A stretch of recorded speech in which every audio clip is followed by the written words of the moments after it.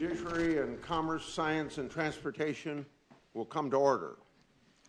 We welcome everyone to today's hearing on Facebook's social media privacy and the use and abuse of data. Although not unprecedented, this is a unique hearing. The issues we will consider range from data privacy and security to consumer protection and the Federal Trade Commission enforcement, touching on jurisdictions of these two committees. We have 44 members between our two committees. That may not seem like a large group by Facebook standards, but it is significant here for a hearing in the United States Senate. We will do our best to keep things moving efficiently given our circumstances. We will begin with opening statements from the chairman and ranking members of each committee, starting with Chairman Thune, and then proceed with Mr. Zuckerberg's opening statement. We will then move on to questioning. Each member will have 5 minutes to question witnesses. I'd like to remind the members of both committees that time limits will be and must be strictly enforced given the numbers that we have here today. If you're over your time, Chairman Thune and I will make sure to let you know. There will not be a second round as well. Of course, there will be the usual follow-up written questions for the record. Questioning will alternate between majority and minority and between committees. We will proceed in order based on respective committee seniority.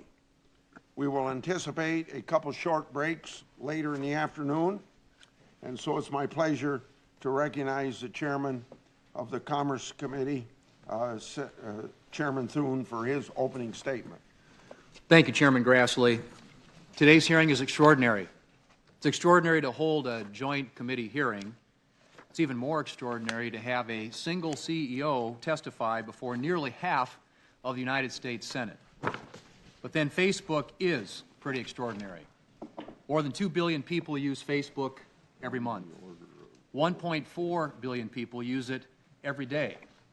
More than the population of any country on earth except China, and more than 4 times the population of the United States. It's also more than 1,500 times the population of my home state of South Dakota. Plus, roughly 45% of American adults report getting at least some of their news from Facebook. In many respects, Facebook's incredible reach is why we're here today. We're here because of what you, Mr. Zuckerberg, have described as a breach of trust. A quiz app used by approximately 300,000 people led to information about 87 million Facebook users being obtained by the company Cambridge Analytica. There are plenty of questions about the behavior of Cambridge Analytica, and we expect to hold a future hearing on Cambridge and similar firms. But as you've said, this is not likely to be an isolated incident, a fact demonstrated by Facebook's suspension of another firm just this past weekend. You've promised that when Facebook discovers other apps that had access to large amounts of user data, you will ban them until those affected. And that's appropriate. But it's unlikely to be enough for the 2 billion Facebook users. One reason that so many people are worried about this incident is what it says about how Facebook works. The idea that for every person who decided to try an app, information about nearly 300 other people was scraped from your services, to put it mildly, disturbing. And the fact that those 87 million people may have technically consented to making their data available doesn't make most people feel any better. The recent revelation that malicious actors were able to utilize Facebook's default privacy settings to match email addresses and phone numbers found on the so-called dark web to public Facebook profiles, potentially affecting all Facebook users, only adds fuel to the fire.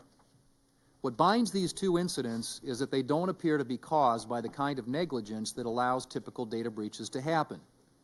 Instead, they both appear to be the result of people exploiting the very tools that you've created to manipulate users' information. I know Facebook has taken several steps and intends to take more to address these issues. Nevertheless, some have warned that the actions Facebook is taking to ensure that third parties don't obtain data from unsuspecting users, while necessary, will actually serve to enhance Facebook's own ability to market such data exclusively. Most of us understand that whether you're using Facebook or Google or some other online services, we are trading certain information about ourselves for free or low-cost services. But for this model to persist, both sides of the bargain need to know the stakes that are involved. Right now, I'm not convinced that Facebook's users have the information that they need to make meaningful choices. In the past, many of my colleagues on both sides of the aisle have been willing to defer to tech companies' efforts to regulate themselves. But this may be changing. Just last month, in overwhelming bipartisan fashion, Congress voted to make it easier for prosecutors and victims to go after websites that knowingly facilitate sex trafficking. This should be a wake-up call for the tech community.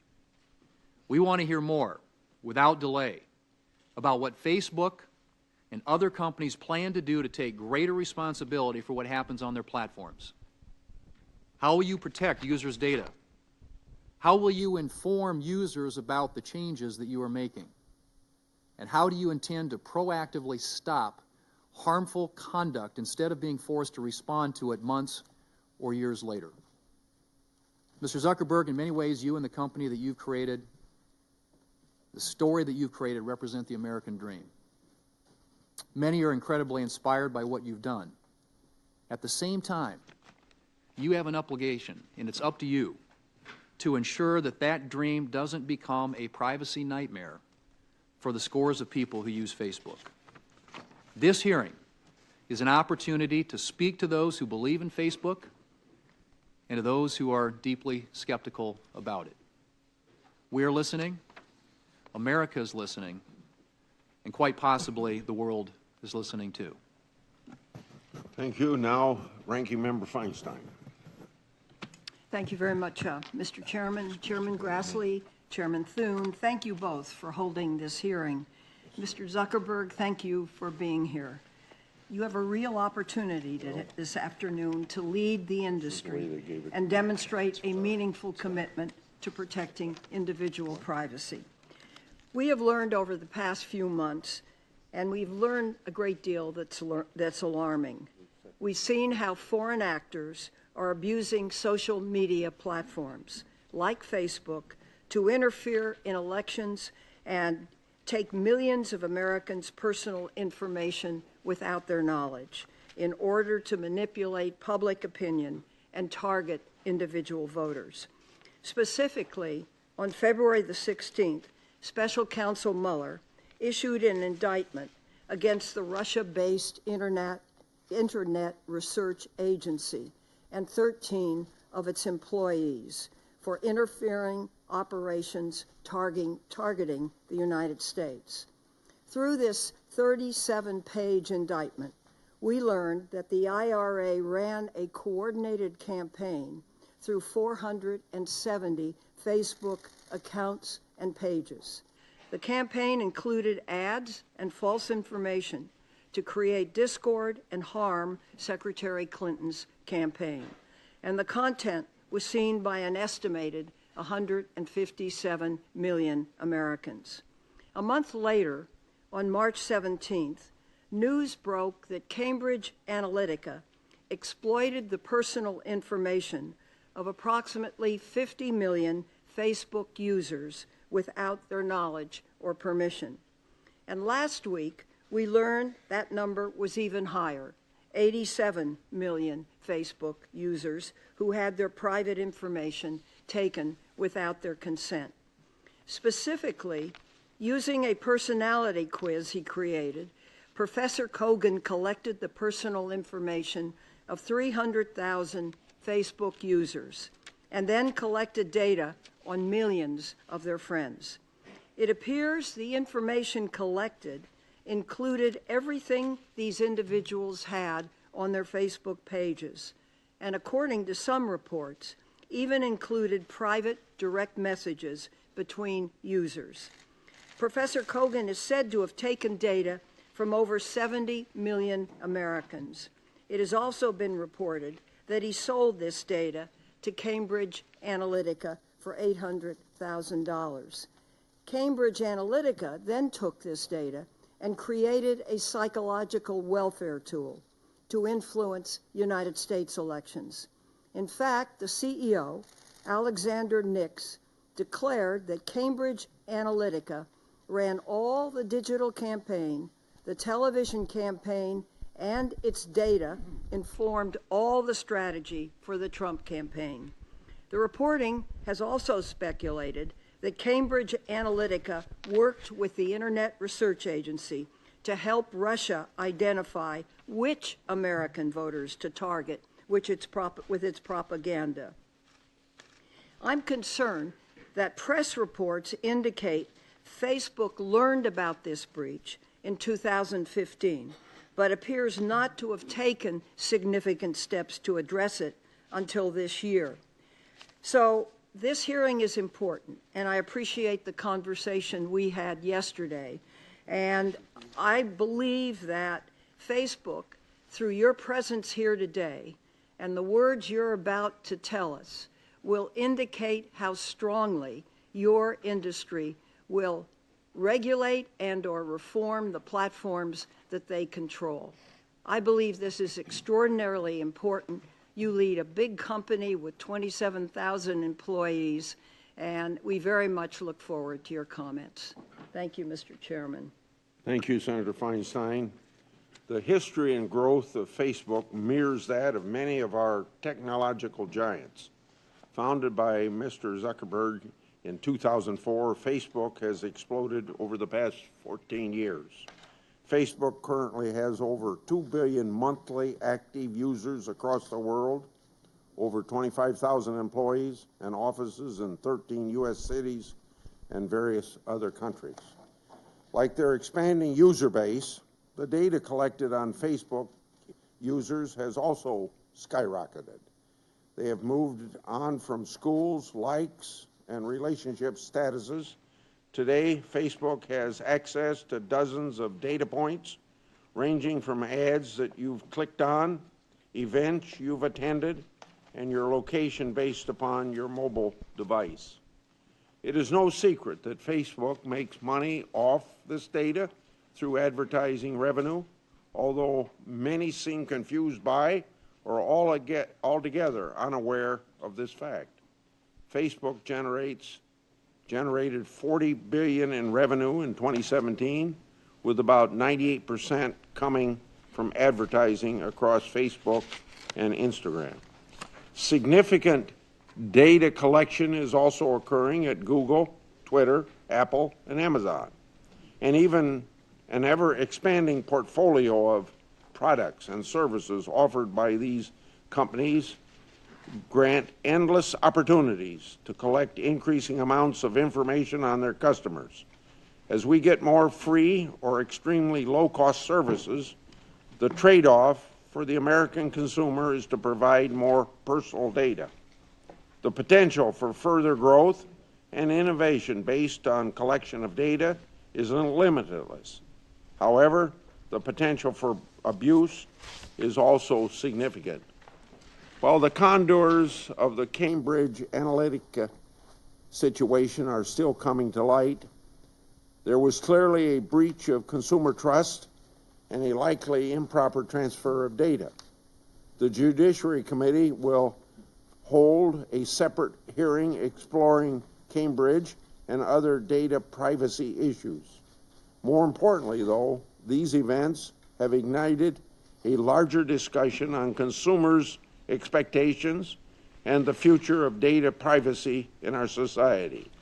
It has exposed that consumers may not fully understand or appreciate the extent to which their data is collected, protected, transferred, used, and misused.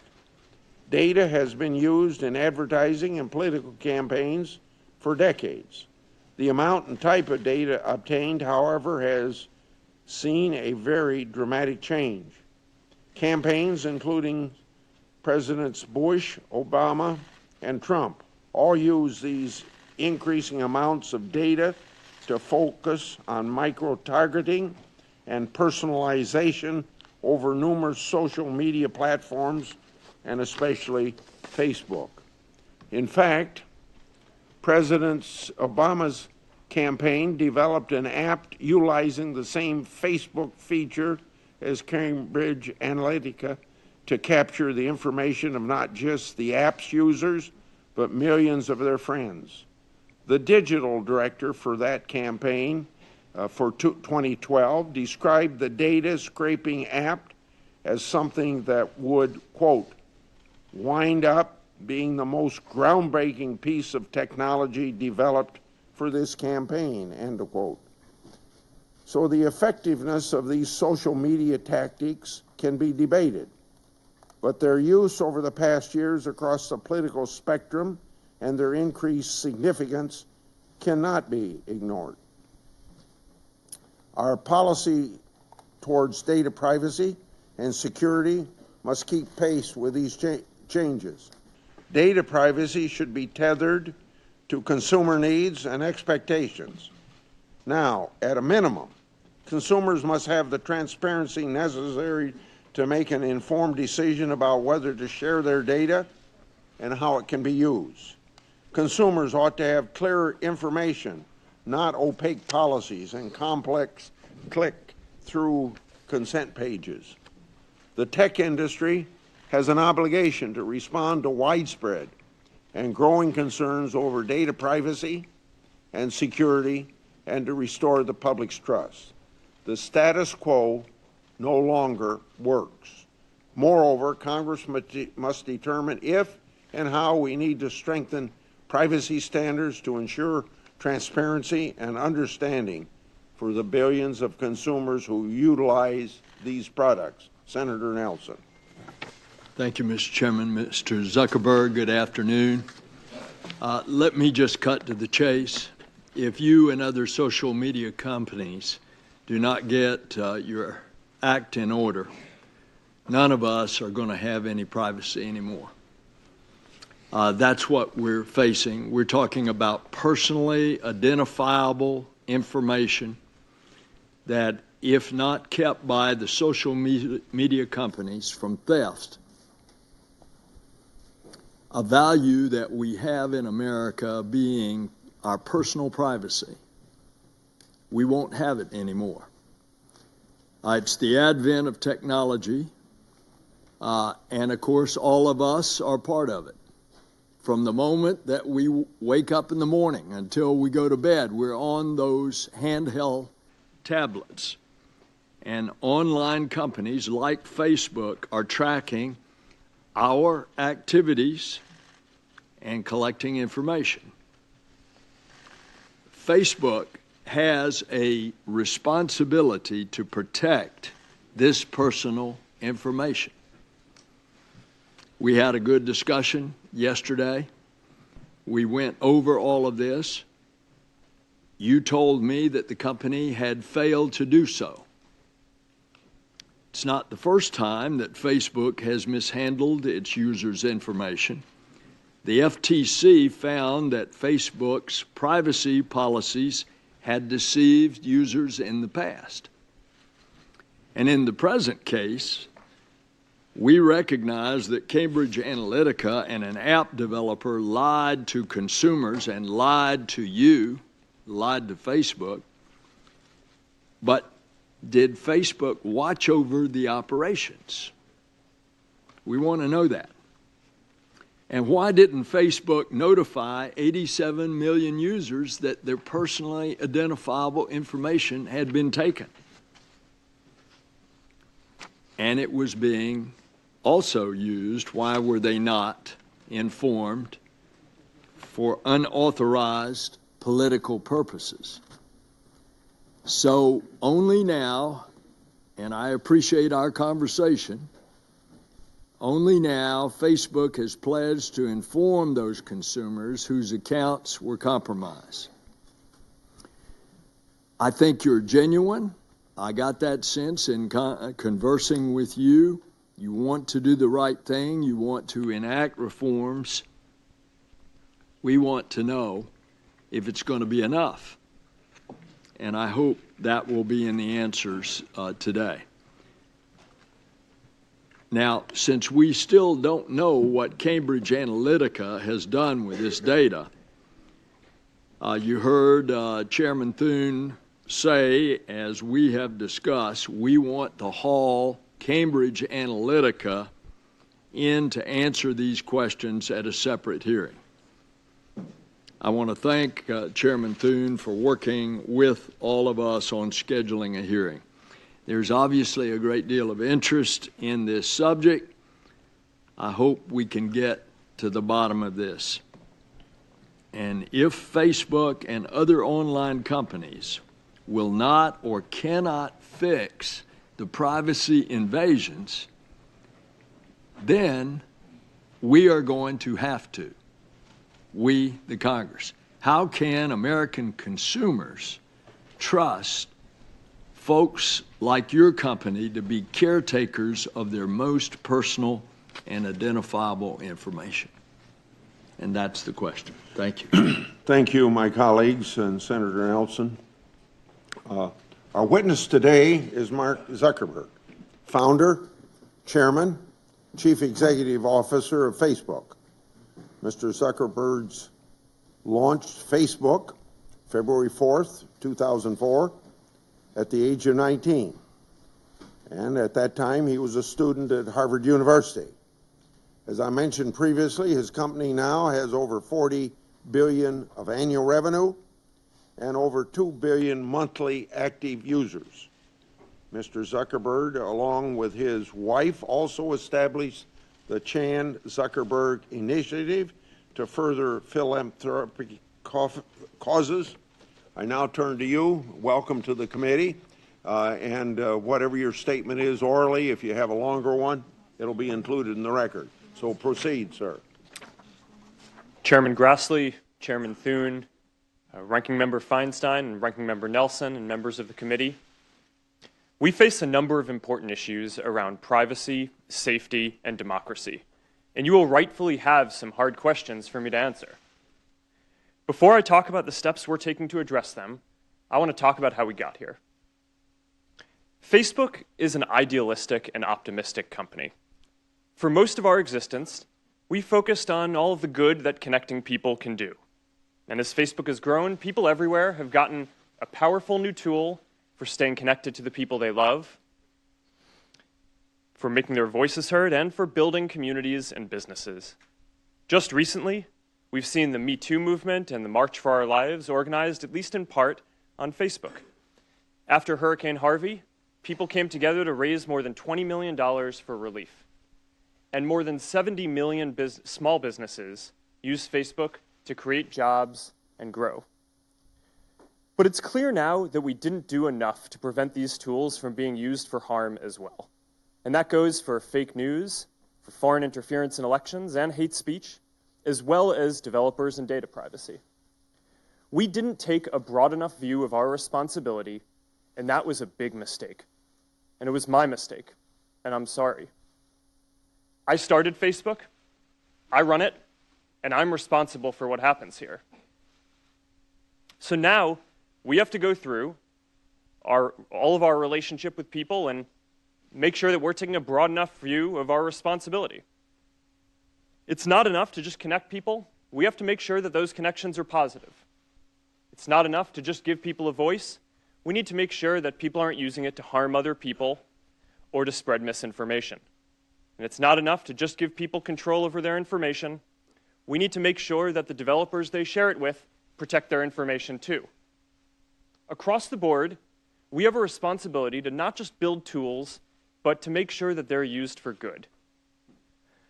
It will take some time to work through all the changes we need to make across the company, but I'm committed to getting this right.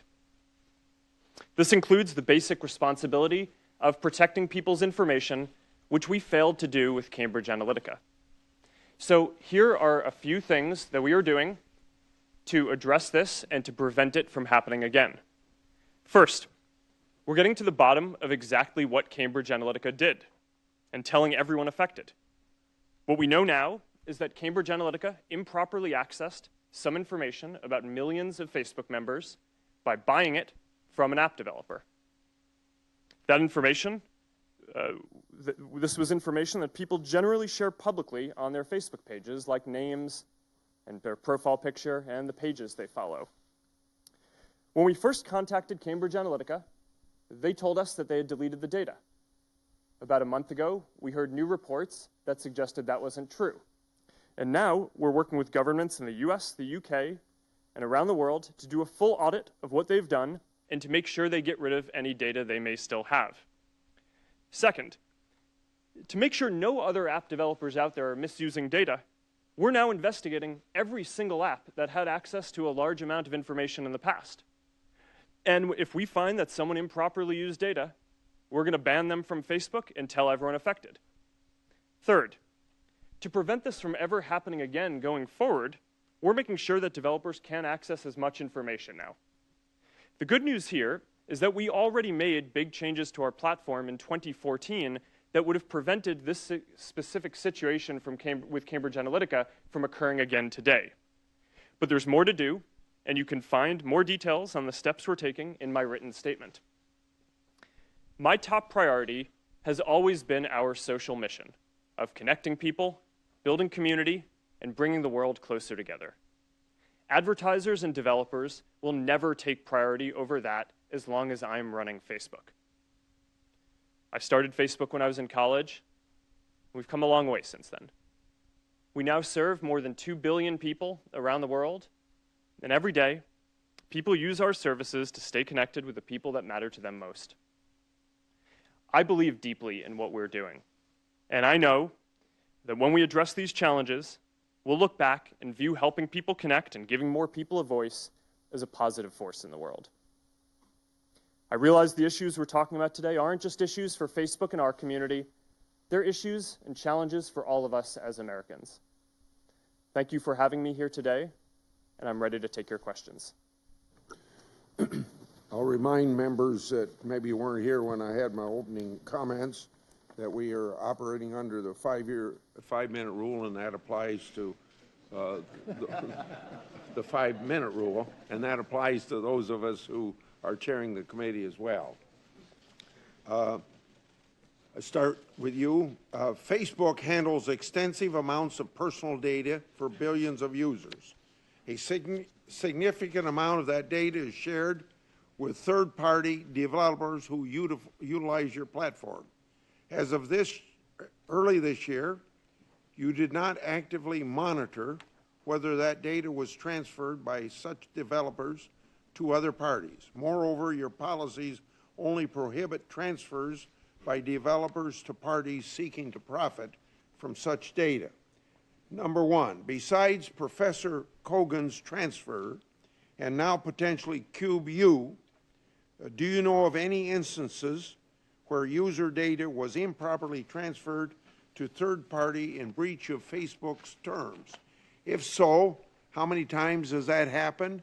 And was Facebook only made aware of that transfer by some third party?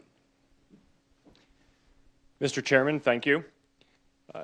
As I mentioned, we're now conducting a full investigation into every single app that had access to a large amount of information before we locked down platform to prevent developers from accessing this information around 2014. We believe that we're going to be investigating many apps, tens of thousands of apps, and if we find any suspicious activity, we're going to conduct a full audit of those apps to understand how they're using their data and if they're doing anything improper. And if we find that they're doing anything improper, we'll ban them from Facebook, and we will tell everyone affected. As for past activity, I don't have all the examples of apps that we've banned here, but if you'd like, I can have my team follow up with you after this. Okay. Have you ever required an audit to ensure the deletion of improperly transferred data, and if so, how many times? Mr. Chairman, yes, we have.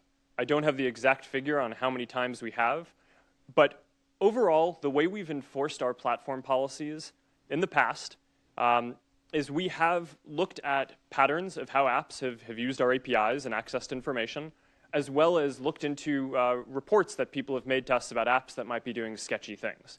Going forward, we're going to take a more proactive position on this and do much more regular spot checks and other reviews of apps, as well as increasing the amount of audits that we do. And again, I can make sure that our team follows up with you on anything about the specific past stats that would be interesting. I was going to assume that sitting here today, you have no idea, and if I'm wrong on that, you're telling me, I think, that you're able to supply those figures to us, at least as of this point. Mr. Chairman, I will have my team follow up with you on what information we have. Okay, but right now you have no certainty of whether or not, how much of that's going on, right? Okay. Facebook collects massive amounts of data from consumers, including content, networks, contact lists, device information, location, and information from third parties. Yet your data policy is only a few pages long and provides consumers with only a few examples of what is collected and how it might be used. The examples given emphasize benign uses, such as connecting with friends, but your policy does not give any indication for more controversial issues of such data. My question, why doesn't Facebook disclose to its users all the ways the data might be used by Facebook and other third parties, and what is Facebook's responsibility to inform users about that information? Mr. Chairman, I believe it's important to tell people exactly how the information that they share on Facebook is going to be used. That's why every single time you go to share something on Facebook, whether it's a photo in Facebook or a message in Messenger or WhatsApp, every single time there's a control right there about who you're going to be sharing it with, whether it's your friends or public or a specific group, and you can change that and control that in line. To your broader point about the privacy policy, this gets into an issue that I think we and others in the tech industry have found challenging, which is that long privacy policies are very confusing. And if you make it long and spell out all the detail, then you're probably going to reduce the percent of people who read it and make it accessible to them. So one of the things that we've struggled with over time is to make something that is as simple as possible so people can understand it, as well as giving them controls in line in the product in the context of when they're trying to actually use them, taking into account that we don't expect that most people will want to go through and read a full legal document. Senator Nelson. Thank you, Mr. Chairman.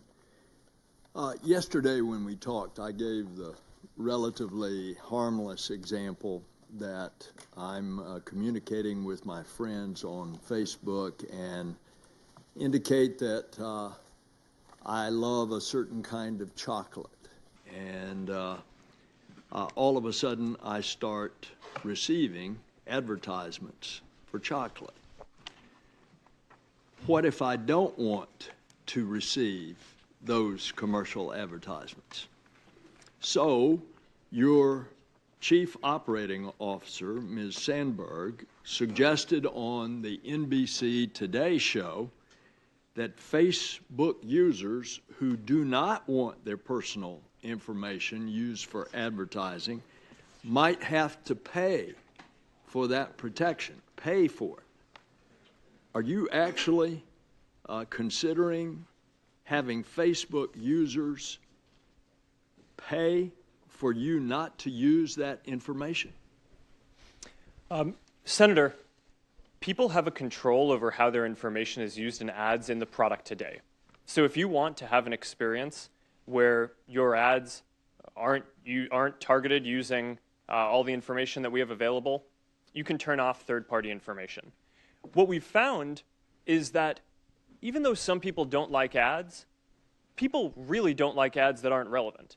And while there is some discomfort, for sure, with using information in making ads more relevant, the overwhelming feedback that we get from our community is that people would rather have us show relevant content there than not.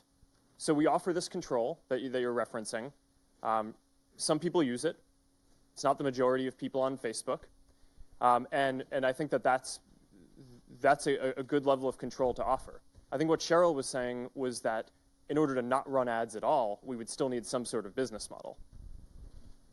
and that is your business model. So I take it that, and I use the harmless example of chocolate, but if it got into more personal thing, communicating with friends, and I want to cut it off, I'm going to have to pay you in order not to send me, using my personal information, something that I don't want. That, in essence, is what I understood Ms. Sandberg to say. Is that correct? Yes, Senator. Although, to be clear, we don't offer an option today for people to pay to not show ads.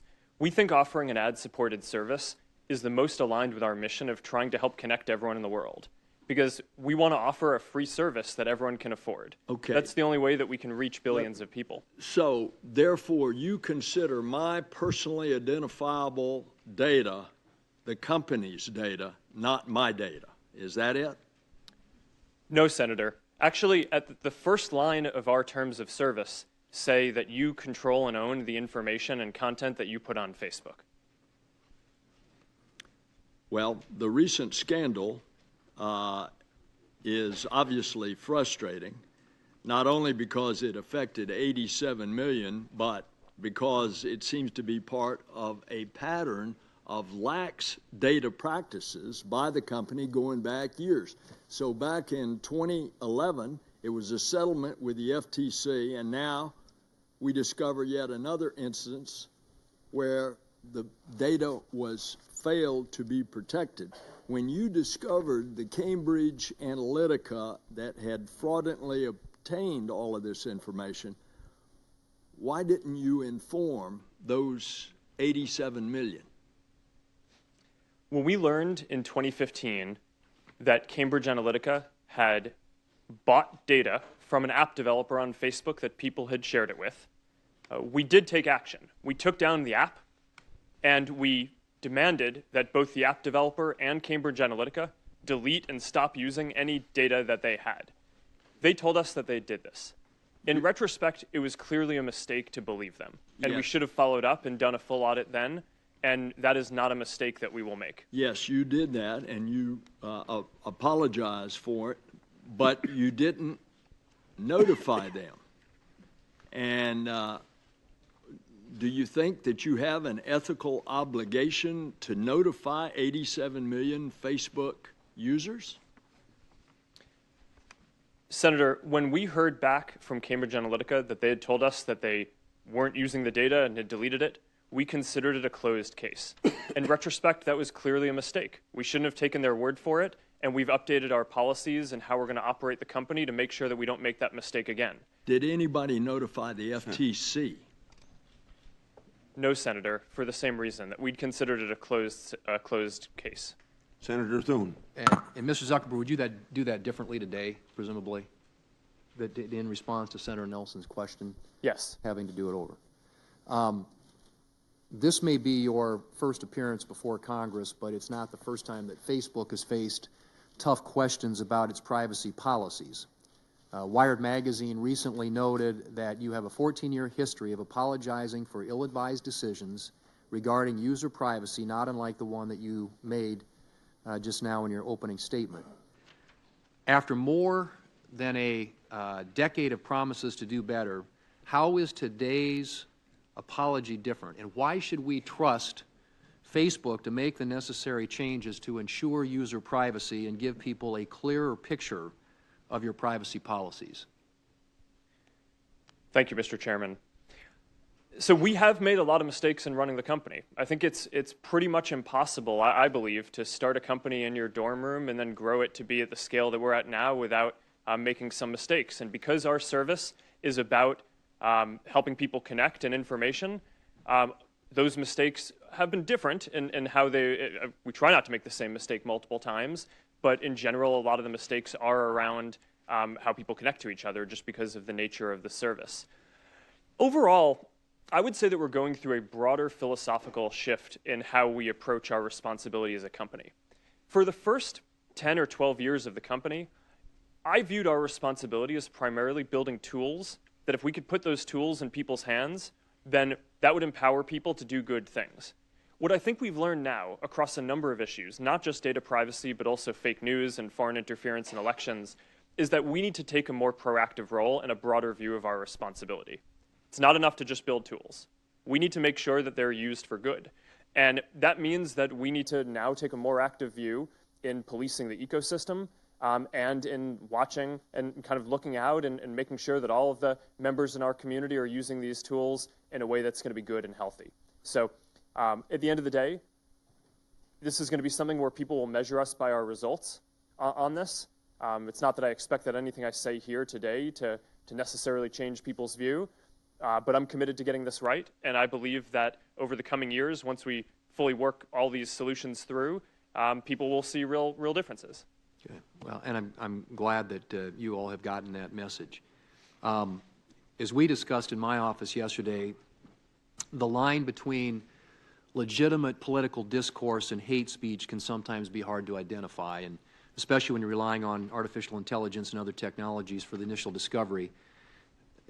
Can you discuss what steps that Facebook currently takes when making these evaluations, the challenges that you face, and any examples of where you may draw the line between what is and what is not hate speech?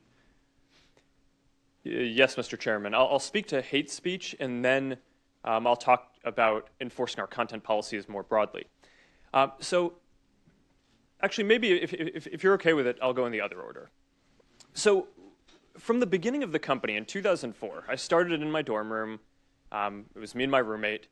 We didn't have AI technology that could look at the content that people were sharing. So we basically had to enforce our content policies reactively. People could share what they wanted, and then if someone in the community found it to be offensive or against our policies, they'd flag it for us, and we'd look at it reactively. Now, increasingly, we are developing AI tools that can identify certain classes of bad activity proactively and flag it for our team at Facebook. By the end of this year, by the way, we're going to have more than 20,000 people working on security and content review, working across all these things. So when content gets flagged to us, we have those people look at it, and if it violates our policies, then we take it down. Some problems lend themselves more easily to AI solutions than others. So hate speech is one of the hardest, because determining if something is hate speech is very linguistically nuanced, right? You need to understand, what is a slur and whether something is hateful, not just in English, but the majority of people on Facebook use it in languages that are different across the world. Contrast that, for example, with an area like finding terrorist propaganda, which we've actually been very successful at deploying AI tools on already. Today, as we sit here, 99% of the ISIS and Al-Qaeda content that we take down on Facebook, our AI systems flag before any human sees it. So that's a success in terms of rolling out AI tools that can proactively police and enforce safety across the community. Hate speech, I am optimistic that over a 5 to 10 year period, we will have AI tools that can get into some of the nuances, the linguistic nuances of different types of content to be more accurate in flagging things for our systems. But today, we're just not there on that. So a lot of this is still reactive. People flag it to us. We have people look at it. We have policies to try to make it as not subjective as possible. But until we get it more automated, there's a higher error rate than I'm happy with. Thank you, Mr. Senator Chairman. Feinstein. Thanks, Mr. Chairman. Mr. Zuckerberg, what is Facebook doing to prevent foreign actors from interfering in U.S. elections? Thank you, Senator. This is one of my top priorities in 2018, is to get this right. One of my greatest regrets in running the company is that we were slow in identifying the Russian information operations in 2016. We expected them to do a number of more traditional cyber attacks, which we did identify and notify the campaigns that they were trying to hack into them, but we were slow at identifying the type of new information operations. When did you identify new operations? It was right around the time of the 2016 election itself. So since then, 2018 is an incredibly important year for elections, not just with the US midterms, but around the world. There are important elections in India, in Brazil, in Mexico, in Pakistan, and in Hungary that we want to make sure that we do everything we can to protect the integrity of those elections. Now, I have more confidence that we're going to get this right because since the 2016 election, there have been several important elections around the world where we've had a better record. There was the French presidential election, there was the German election, there was the U.S. Senate Alabama special election last year. Explain what is better about the record. So we've deployed new AI tools that do a better job of identifying fake accounts that may be trying to interfere in elections or spread misinformation. And between those 3 elections, we were able to proactively remove tens of thousands of accounts that before they could contribute significant harm. And the nature of these attacks, though, is that there are people in Russia whose job it is to try to exploit our systems and other internet systems and other systems as well. So this is an arms race. Right? I mean, they're going to keep on getting better at this, and we need to invest in keeping on getting better at this too, which is why one of the things I mentioned before is we're going to have more than 20,000 people by the end of this year working on security and content review across the company. Speak for a moment about automated bots that spread disinformation.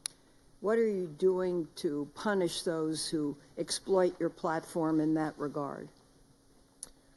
Well, you're not allowed to have a fake account on Facebook. Your content has to be authentic. So we build technical tools to try to identify when people are creating fake accounts, especially large networks of fake accounts like the Russians have, in order to remove all of that content. After the 2016 election, our top priority was protecting the integrity of other elections around the world.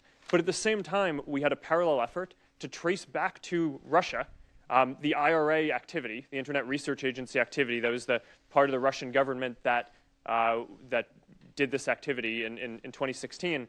And just last week, we were able to determine that a number of Russian media organizations that were sanctioned by the Russian regulator were operated and controlled by this Internet Research Agency. So we took the step last week. There was a pretty big step for us of taking down sanctioned news organizations in Russia as part of an operation to remove 270 fake accounts and pages, part of their broader network in Russia that was actually not targeting international interference as much as, sorry, let me correct that.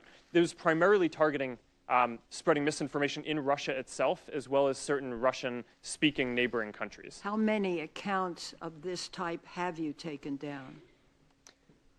Across, in the IRA specifically, the ones that we've pegged back to the IRA, we can identify the 470 in the American elections and the 270 that we specifically went after in Russia last week. There are many others that our systems catch, which are more difficult to attribute specifically to Russian intelligence.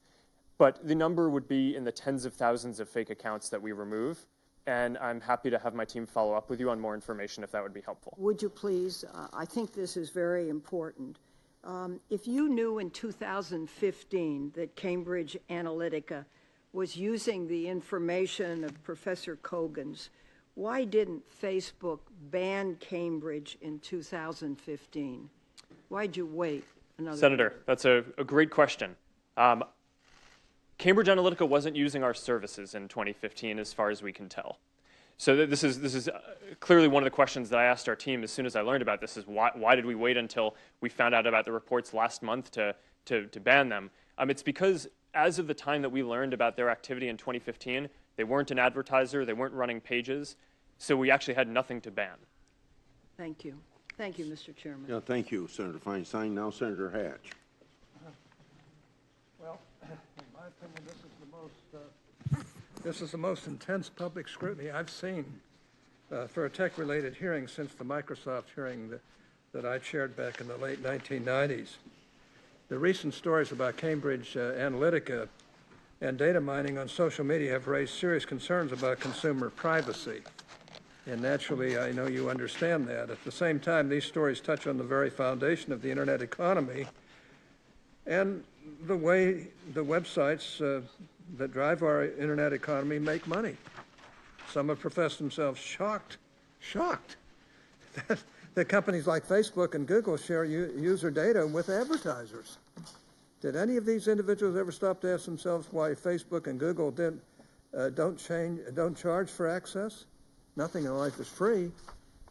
Everything involves trade-offs. If you want something without having to pay money for it, you're going to have to pay for it in some other way, it seems to me. And that's what we're seeing here. And these great websites that don't charge for access, they extract value in some other way. And there's nothing wrong with that as long as they're upfront about what they're doing. To my mind, the issue here is transparency. It's consumer choice.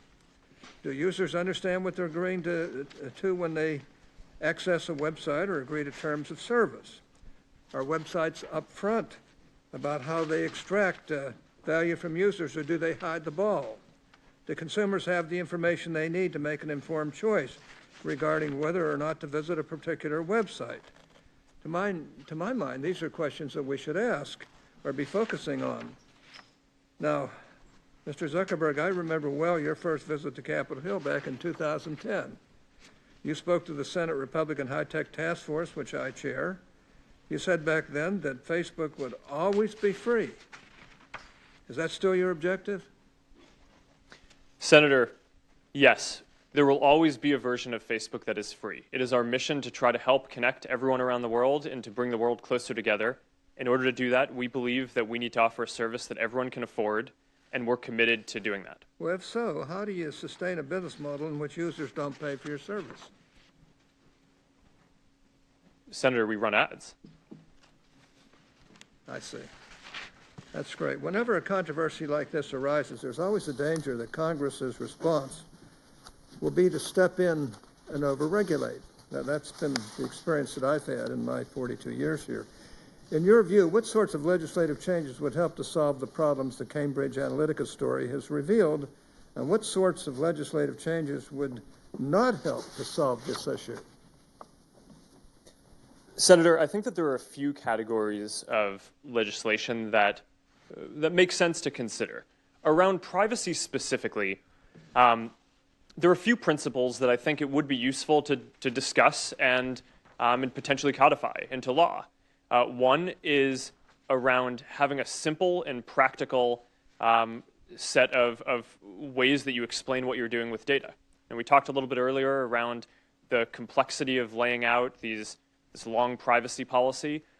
It's hard to say that people fully understand something when it's only written out in a long legal document. This stuff needs to be implemented in a way where people can actually understand it, where consumers can understand it, but that can also capture all the nuances of how these services work in a way that's not overly restrictive on providing the services. So that's one.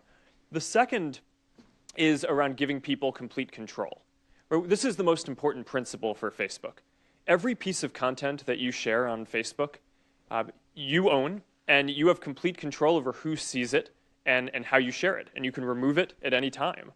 That's why every day, about 100 billion times a day, people come to one of our services and either post a photo or send a message to someone because they know that they have that control and that who they say it's going to go to is going to be who sees the content. And I think that control is something that's important that I think should apply to every service.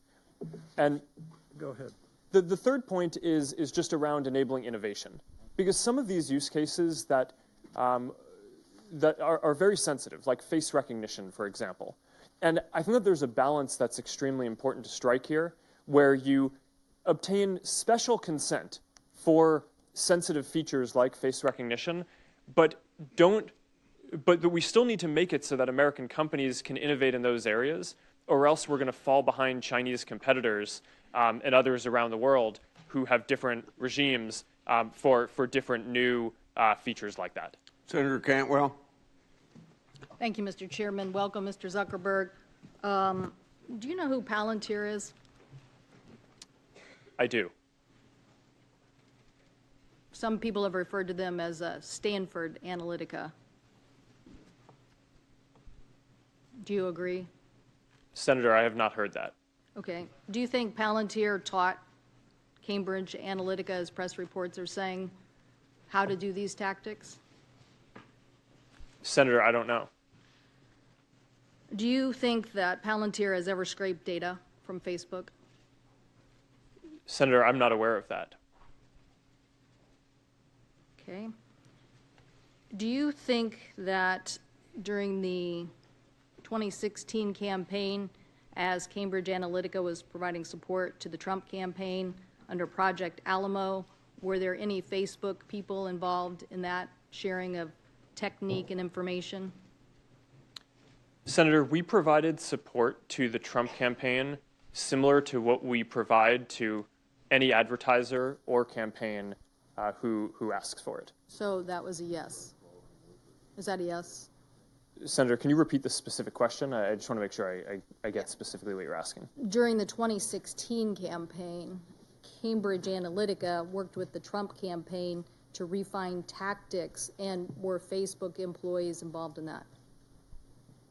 Senator, I don't know that our employees were involved with Cambridge Analytica, although I know that we did help out the Trump campaign overall in sales support in the same way that we do with other campaigns. So they may have been involved in all working together during that time period.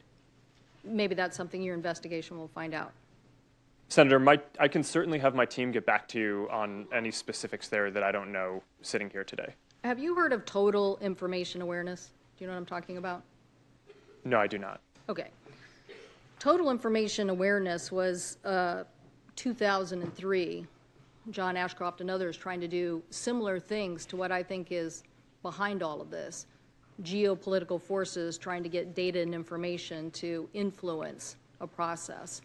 So when I look at Palantir and what they're doing, and I look at WhatsApp, which is another acquisition, and I look at where you are from the 2011 consent decree and where you are today, I'm thinking, is this guy outfoxing the foxes, or is he going along with what is a major trend in an information age to try to harvest information for political forces? And so my question to you is, do you see that those applications, that those companies, Palantir and even WhatsApp, are going to fall into the same situation that you've just fallen into over the last several years? Senator, I'm not sure specifically. Overall, I do think that these issues around information access are challenging. To the specifics about those apps, I'm not really that familiar with what Palantir does. WhatsApp collects very little information, and I think is less likely to have the kind of issues because of the way that the service is architected. But certainly I think that these are broad issues across the tech industry. Well, I guess given the track record of where Facebook is and why you're here today, I guess people would say that they didn't act boldly enough. And the fact that people like John Bolton basically was an investor in New York Times article earlier, I guess it was actually last month, that the Bolton Pack was obsessed with how America was becoming limp-wristed and spineless and had wanted research and messaging for national security issues. So the fact that, you know, there are a lot of people who are interested in this larger effort. And what I think my constituents want to know is, was this discussed at your board meetings? And what are the applications and interests that are being discussed without putting real teeth into this? We don't want to come back to this situation again. I believe you have all the talent. My question is whether you have all the will to help us solve this problem. Yes, Senator. So data privacy and foreign interference in elections are certainly topics that we have discussed at the board meeting. These are some of the biggest issues that the company has faced, and we feel a huge responsibility to get these right. Do you believe the European regulations should be applied here in the U.S.? Senator, I think everyone in the world deserves good privacy protection. And regardless of whether we implement the exact same regulation, I would guess that it would be somewhat different because we have somewhat different sensibilities in the U.S. as do other countries. We're committed to rolling out the controls and the affirmative consent and the special controls around sensitive types of technology like face recognition that are required in GDPR. We're doing that around the world. So I think it's certainly worth discussing whether we should have something similar in the U.S. But what I would like to say today is that we're going to go forward and implement that regardless of what the regulatory outcome is. Senator Wicker. Senator Thune will chair Next, Senator Wickard. Thank you, Mr. Chairman. And Mr. Zuckerberg, thank you for being with us. My question is going to be sort of a follow-up on what Senator Hatch was talking about. And let me agree with basically his advice that we don't want to overregulate to the point where we're stifling innovation and investment.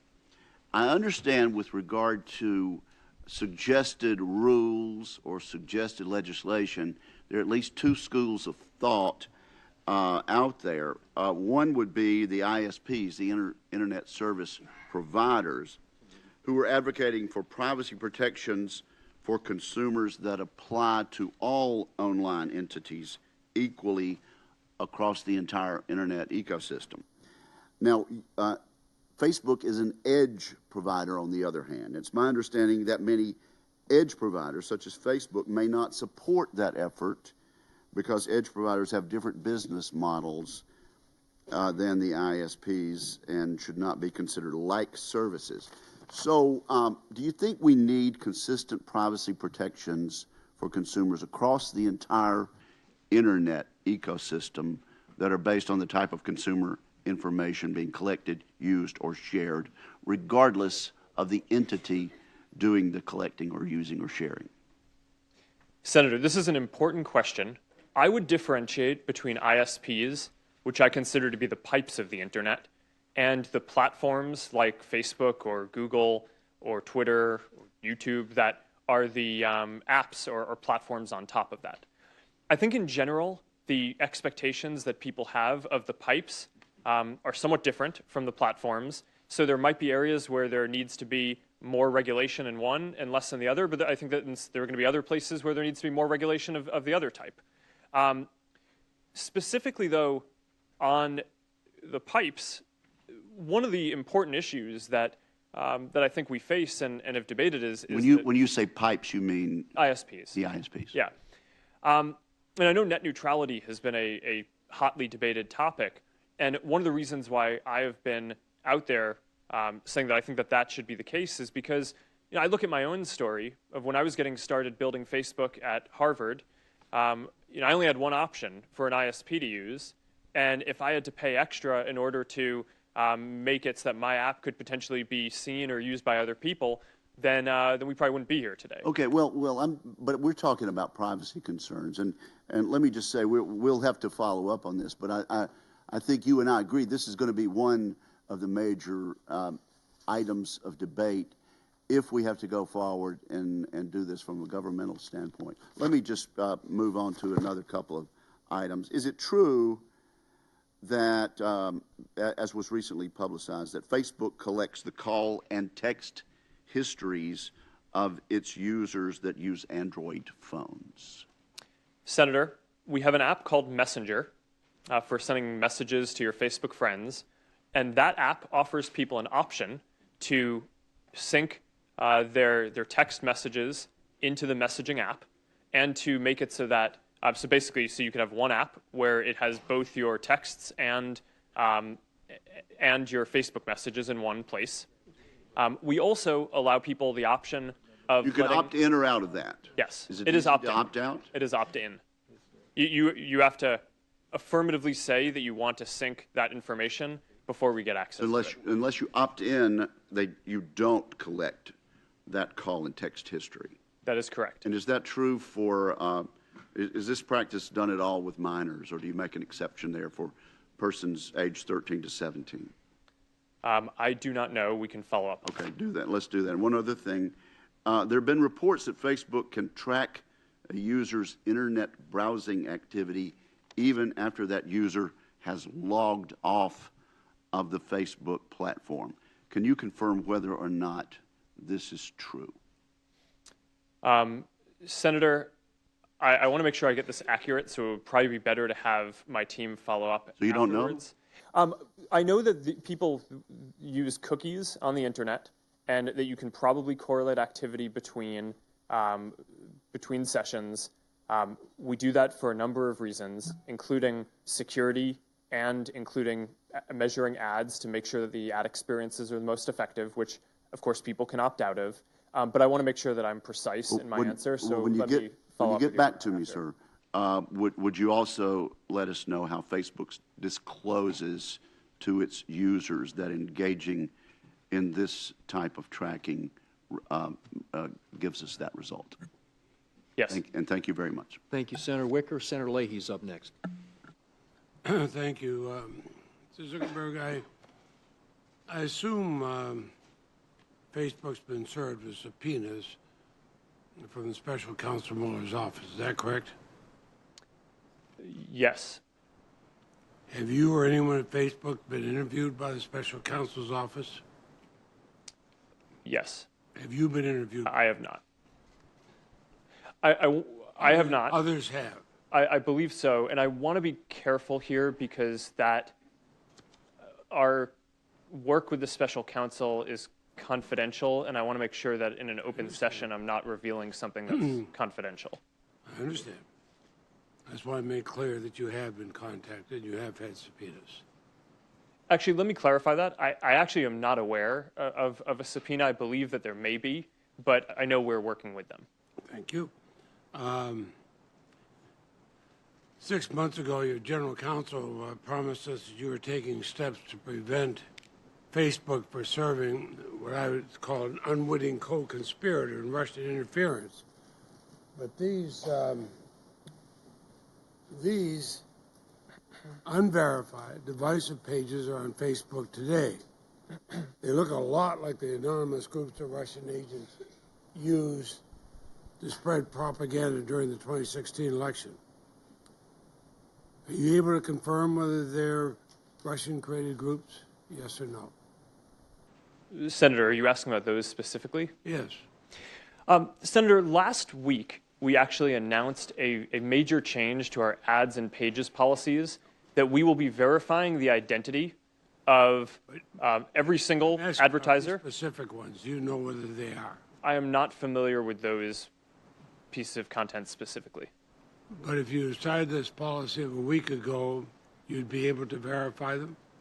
We are working on that now. What we're doing is we're going to verify the identity of any advertiser who's running a political or issue-related ad. This is basically what the Honest Ads Act is proposing, and we're following that. And we're also going to do that for pages. But you can't answer on these. I'm not familiar with those specific cases. Will you find out the answer and get back to me? I'll have my team get back to you. I do think it's worth adding, though, that we're going to do the same verification of the identity and location of admins who are running large pages. So that way, even if they aren't going to be buying ads in our system, that will make it significantly harder for Russian interference efforts or other inauthentic efforts to try to spread misinformation through the network. Insofar as it's been going on for some time, some might say that's about time. 6 months ago, I asked your general counsel about Facebook's role as a breeding ground for hate speech against Rohingya refugees. Recently, UN investigators blamed Facebook for playing a role in inciting possible genocide in Myanmar, and there has been genocide there. Now, you say you use AI to find this. This is the type of content I'm referring to. It calls for the death of a Muslim journalist. Now, that threat went straight through your detection systems. It spread very quickly. And then it took attempt after attempt after attempt and the involvement of civil society groups to get you to remove it.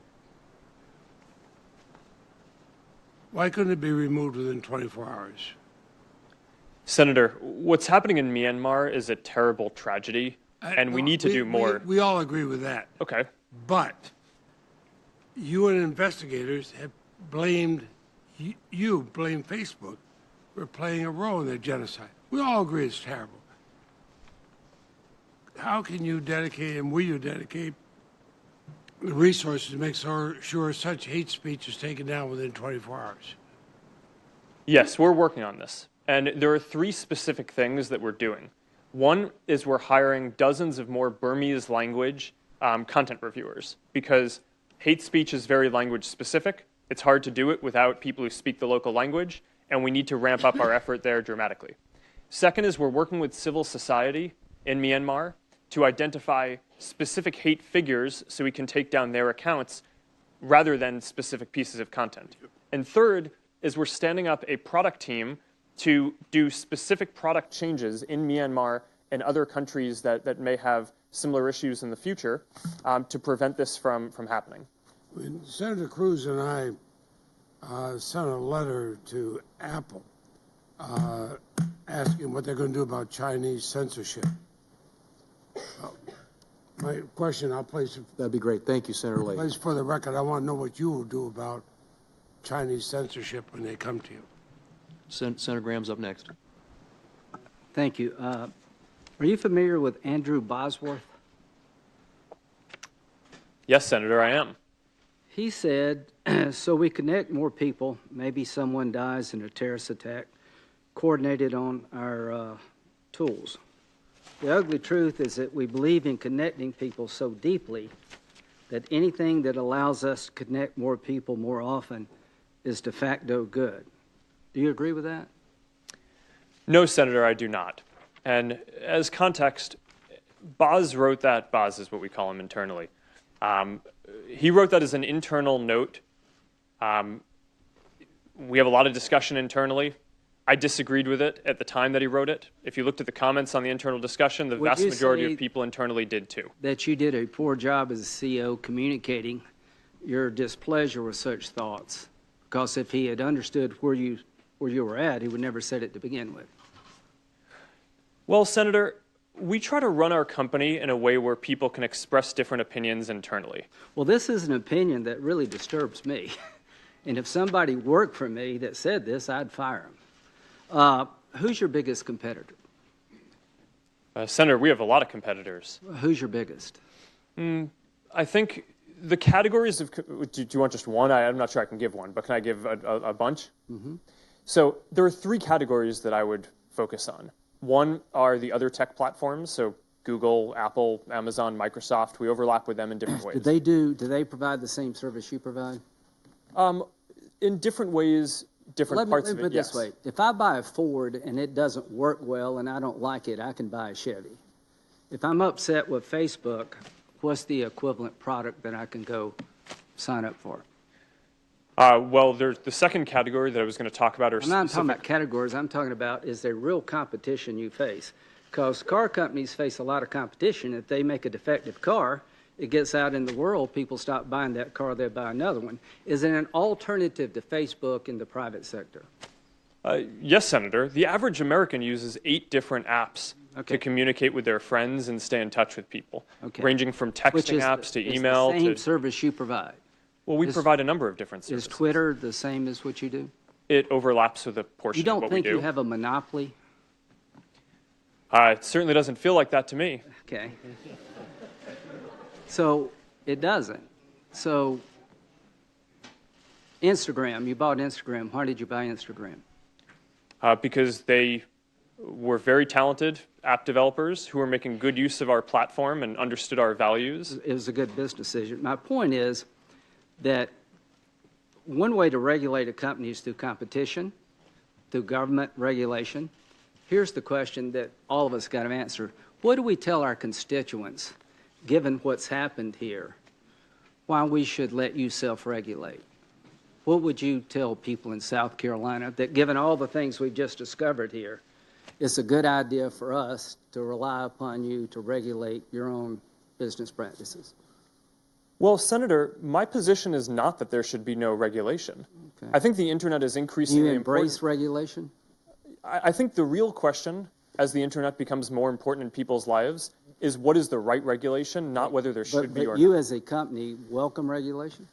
I think if it's the right regulation, then yes. You think the Europeans have it right?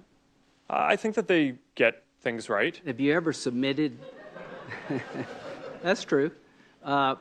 So would you work with us in terms of what regulations you think are necessary in your industry? Absolutely. Okay. Would you submit to us some proposed regulations? Yes, and I'll have my team follow up with you so that way we can have this discussion across the different categories where I think that this discussion needs to happen. Look forward to it. When you sign up for Facebook, you sign up for terms of service. Are you familiar with that? Yes. Okay. It says, the terms govern your use of Facebook and the products, features, apps, services, technologies, software we offer, Facebook's products or products, except where we expressly state that separate terms and not these apply. I'm a lawyer, I have no idea what that means. But when you look at terms of service, this is what you get. Do you think the average consumer understands what they're signing up for? I don't think that the average person likely reads that whole document. Yeah. But I think that there are different ways that we can communicate that and have a responsibility to do so. Do you agree with me that you better come up with different ways because this ain't working? Well, Senator, I think in certain areas that is true, and I think in other areas, like the core part of what we do, right? If you think about just at the most basic level, people come to Facebook, Instagram, WhatsApp, Messenger about 100 billion times a day to share a piece of content or a message with a specific set of people. And I think that that basic functionality, people understand because we have the controls in line every time, and given the volume of the activity and the value that people tell us that they're getting from that, I think that that control in line does seem to be working fairly well.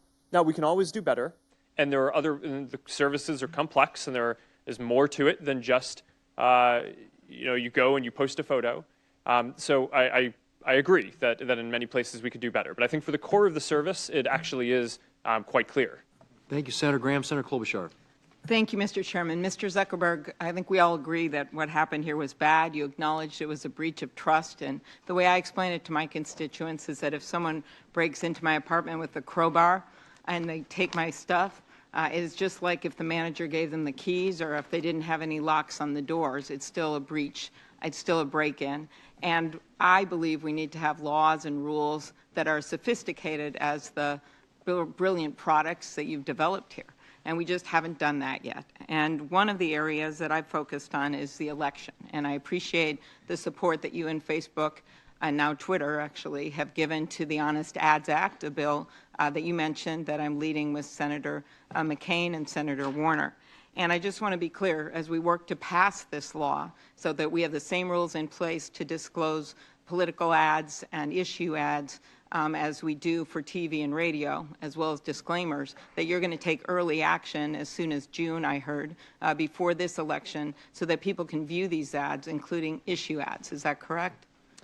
That is correct, Senator, and I just want to take a moment before I go into this in more detail to thank you for your leadership on this. This, I think, is an important area for the whole industry to move on. The two specific things that we're doing are, one is around transparency. So now you're going to be able to go and click on any advertiser or any page on Facebook and see all of the ads that they're running. So that actually brings advertising online on Facebook to an even higher standard than what you would have on TV or print media, because there's nowhere where you can see all of the TV ads that someone is running, for example, whereas you will be able to see now on Facebook whether this campaign or third party is saying different messages to different types of people. I think that that's a really important element of transparency. Mm-hmm. Then the other really important piece is around verifying every single advertiser who's going to be running political or issue ads. I appreciate that, and Senator Warner and I have also called on Google and the other platforms to do the same, so memo to the rest of you. We have to get this done or we're going to have a patchwork of ads, and I hope that you'll be working with us to pass this bill. Is that right? We will. Okay, thank you. Now on the subject of Cambridge Analytica, were these people, the 87 million people, users, concentrated in certain states? Are you able to figure out where they're from? I do not have that information with me, but we can follow up with your office. Okay, because as we know, that election was close and it was only thousands of votes in certain states. You've also estimated that roughly 126 million people may have been shown content from a Facebook page associated with the Internet Research Agency. Have you determined whether any of those people were the same Facebook users whose data was shared with Cambridge Analytica?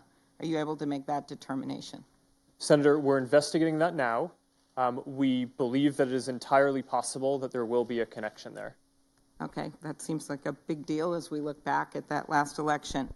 Former Cambridge Analytica employee Christopher Wiley has said that the data that it improperly obtained, that Cambridge Analytica improperly obtained from Facebook users could be stored in Russia. Do you agree that that's a possibility? Sorry, are you asking if Cambridge Analytica's data could be stored in Russia? That's what he said this weekend on a Sunday show. Senator, I don't have any specific knowledge that would suggest that, but one of the steps that we need to take now is go do a full audit of all of Cambridge Analytica's systems to understand what they're doing, whether they still have any data, to make sure that they remove all the data. If they don't, we're going to take legal action against them to do so. That audit, we have temporarily ceded that in order to let the UK government complete their government investigation first, because of course a government investigation takes precedence over a company doing that. But we are committed to completing this full audit and getting to the bottom of what's going on here, so that way we can have more answers to this. Okay, you earlier stated publicly and here that you would support some privacy rules so that everyone's playing by the same rules here. And you also said here that you should have notified customers earlier. Would you support a rule that would require you to notify your users of a breach within 72 hours?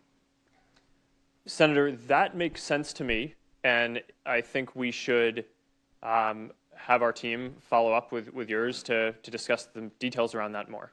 Thank you. I just think part of this was when people don't even know that their data has been breached, that's a huge problem, and I also think we get to solutions faster when we get that information out there. Thank you, and we look forward to passing this bill. We'd love to pass it before the election on the honest ads, and looking forward to better disclosure this election. Thank you. Thank you, Senator Klobuchar. Senator Blunt's up next.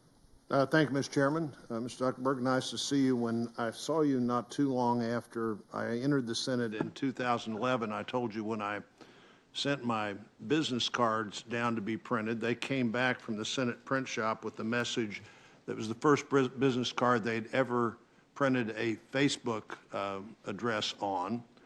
There are days when I've regretted that, but more days when we get lots of information that we need to get. There are days when I wonder if the Facebook friends is a little misstated. It doesn't seem like I have those every single day. But, you know, the platform you've created is really important. Now, my son, Charlie, who's 13, is dedicated to Instagram, so he'd want to be sure I mentioned him while I was here with you. I haven't printed that on my card yet. I will say that, but I think we have that account as well. Lots of ways to connect people. And the information, obviously, is an important commodity, and it's what makes your business work. I get that. However, I wonder about some of the collection efforts, and maybe we can go through largely just even yes and no, and then we'll get back to more expansive discussion of this. But do you collect user data through cross-device tracking? Senator, I believe we do link people's accounts between devices in order to make sure that their Facebook and Instagram and their other experiences can be synced between their devices. And that would also include offline data that's tracking that's not necessarily linked to Facebook, but linked to some device they went through Facebook on. Is that right? Senator, I want to make sure we get this right, so I want to have my team follow up with you on that afterwards.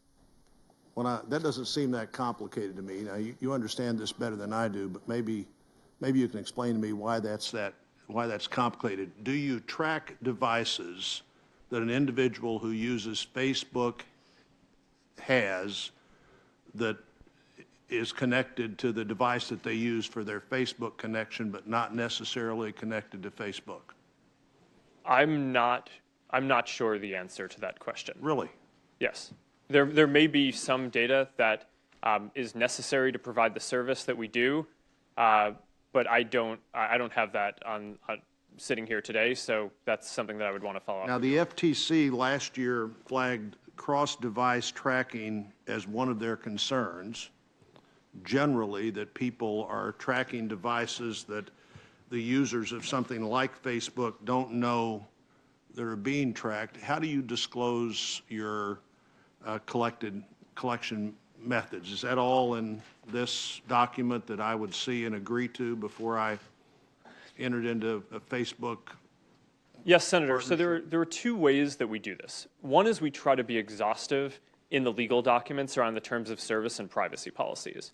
But more importantly, we try to provide inline controls so that people that are in plain English that people can understand. They can either go to settings or we can show them at the top of the app periodically, so that people understand all the controls and settings they have and can configure their experience the way that they want. So do people now give you permission to track specific devices in their contract? And if they do, is that a relatively new addition to what you do? Senator, I'm sorry, I don't have that. Am I able to opt out? Am I able to say it's okay for you to track what I'm saying on Facebook, but I don't want you to track what I'm texting to somebody else off Facebook on an Android phone? Oh, okay. Yes, Senator. In general, Facebook is not collecting data from other apps that you use. There may be some specific things about the device that you're using that Facebook needs to understand in order to offer the service. But if you're using Google or you're using some texting app, unless you specifically opt in that you want to share the texting app information, Facebook wouldn't see that. Has it always been that way? Or is that a recent addition to how you deal with those other ways that I might communicate? Senator, my understanding is that that is how the mobile operating systems are architected.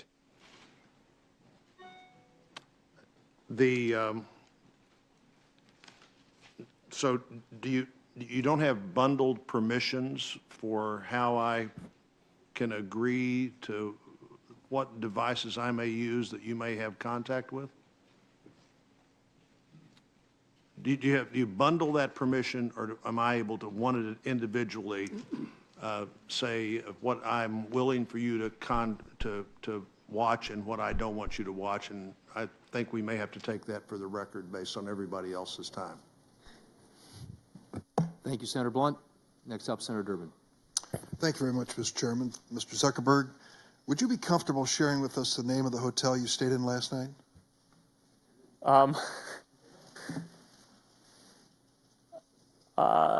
No. If you've messaged anybody this week, would you share with us the names of the people you've messaged? Senator, no, I would probably not choose to do that publicly here. I think that may be what this is all about. Your right to privacy, the limits of your right to privacy, and how much you give away in modern America in the name of, quote, connecting people around the world. A question basically of what information Facebook's collecting, who they're sending it to, and whether they ever asked me in advance my permission to do that. Is that a fair thing for a user of Facebook to expect? Yes, Senator. I think everyone should have control over how their information is used. And as we've talked about in some of the other questions, I think that is laid out in some of the documents. But more importantly, you want to give people control in the product itself. So the most important way that this happens across our services is that every day people come to our services to choose to share photos or send messages. And every single time they choose to share something, they have a control right there about who they want to share it with. But that level of control is extremely important. They certainly know within the Facebook pages who their friends are, but they may not know, as has happened, and you've conceded this point in the past, that sometimes that information is going way beyond their friends, and sometimes people have made money off of sharing that information. Correct? Senator, you're referring, I think, to our developer platform, and it may be useful for me to give some background on how we set that up, if that's useful. I have 3 minutes left, so maybe you can do that for the record, because I have a couple of the questions I'd like to ask. You have recently announced something that is called Messenger Kids. Facebook created an app allowing kids between the ages of 6 and 12 to send video and text messages through Facebook as an extension of their parents' account. You have cartoon-like stickers and other features designed to appeal to little kids, first graders, kindergartners. On January 30th, the Campaign for Commercial-Free Childhood and lots of other child development organizations warned Facebook They pointed to a wealth of research demonstrating that excessive use of digital devices and social media is harmful to kids, and argued that young children simply are not ready to handle social media accounts at age 6. In addition, there are concerns about data that's being gathered about these kids. Now, there are certain limits in the law, we know. There's the Children's Online Privacy Protection Act. What guarantees can you give us that no data from messenger kids is or will be collected or shared with those that might violate that law? All right, Senator, so a number of things I think are important here. The background on messenger kids is we heard feedback from thousands of parents that they want to be able to stay in touch with their kids and call them, use apps like FaceTime when they're working late or not around and want to communicate with their kids, but they want to have complete control over that. So I think we can all agree that when your kid is 6 or 7, even if they have access to a phone, you want to be able to control everyone who they can contact. And there wasn't an app out there that did that. So we built this service to do that. The app collects a minimum amount of information that is necessary to operate the service. So for example, the messages that people send is something that we collect in order to operate the service. But in general, that data is not going to be shared with third parties. It is not connected to the broader Facebook experience. Excuse me, as a lawyer, I picked up on that word in general, that phrase in general. It seems to suggest that in some circumstances it will be shared with third parties. No, it will not. All right. Would you be open to the idea that someone having reached adult age, having grown up with messenger kids, should be allowed to delete the data that you've collected? Senator, yes. As a matter of fact, when you become 13, which is our legal limit or limiter, we don't allow people under the age of 13 to use Facebook, you don't automatically go from having a Messenger Kids account to a Facebook account. You have to start over and get a Facebook account. So I think it's a good idea to consider making sure that all that information is deleted, and in general, people are going to be starting over when they get their Facebook or other accounts. I'll close because I just have a few seconds. Illinois has a Biometric Information Privacy Act, our state does, which is to regulate the commercial use of facial, voice, finger, and iris scans and the like. We're now in a fulsome debate on that, and I'm afraid Facebook has come down to the position trying to carve out exceptions to that. I hope you'll fill me in on how that is consistent with protecting privacy. Thank you. Thank you, Senator Durbin. Senator Cornyn. Thank you, Mr. Zuckerberg, for being here. I know up until 2014, the mantra or motto of Facebook was move fast and break things. Is that correct? I don't know when we changed it, but the mantra is currently move fast with stable infrastructure, which is a much less sexy mantra. Sounds much more boring, but my question is, during the time that it was Facebook's mantra or motto to move fast and break things, do you think some of the misjudgments, perhaps mistakes that you've admitted to here were as a result of that culture or that attitude, particularly as regards to personal privacy of the information of your subscribers? Senator, I do think that we made mistakes because of that, but the broadest mistakes that we made here are not taking a broad enough view of our responsibility. And that wasn't a matter, the move fast cultural value is more tactical around whether engineers can ship things and different ways that we operate. But I think the big mistake that we've made looking back on this is viewing our responsibility as just building tools rather than viewing our whole responsibility as making sure that those tools are used for good. Well, and I appreciate that, because previously or early in the past, we've been told that platforms like Facebook, Twitter, Instagram, and the like are neutral platforms, and the people who own and run those for profit, and I'm not criticizing doing something for profit in this country, but they bore no responsibility for the content. You agree now that Facebook and other social media platforms are not neutral platforms, but bear some responsibility for the content. I agree that we're responsible for the content. And I think that there's one of the big societal questions that I think we're going to need to answer is the current framework that we have is based on this reactive model that assumed that there weren't AI tools that could proactively tell whether something was terrorist content or something bad. So it naturally relied on requiring people to flag for a company and then the company needing to take reasonable action. In the future, we're going to have tools that are going to be able to identify more types of bad content.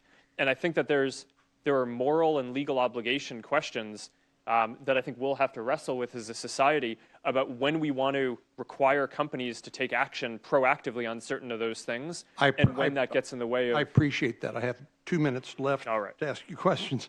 So interestingly, the terms of what do you call it? The terms of service is a legal document which discloses to your subscribers how their information is going to be used, how Facebook is going to operate. And but you concede that you doubt everybody reads or understands that legalese, those terms of service. So is that to suggest that the consent that people give subject to that terms of service is not informed consent? In other words, they may not read it, and even if they read it, they may not understand it? I just think we have a broader responsibility than what the law requires. So I appreciate that. What I'm asking about in terms of what your subscribers understand in terms of how their data is going to be used. But let me go to the terms of service. Under paragraph number 2, you say you own all of the content and information you post on Facebook. That's what you've told us here today a number of times. So if I choose to terminate my Facebook account, can I bar Facebook or any third parties from using the data that I had previously supplied for any purpose whatsoever? Yes, Senator. If you delete your account, we should get rid of all of your information. You should, or we do you?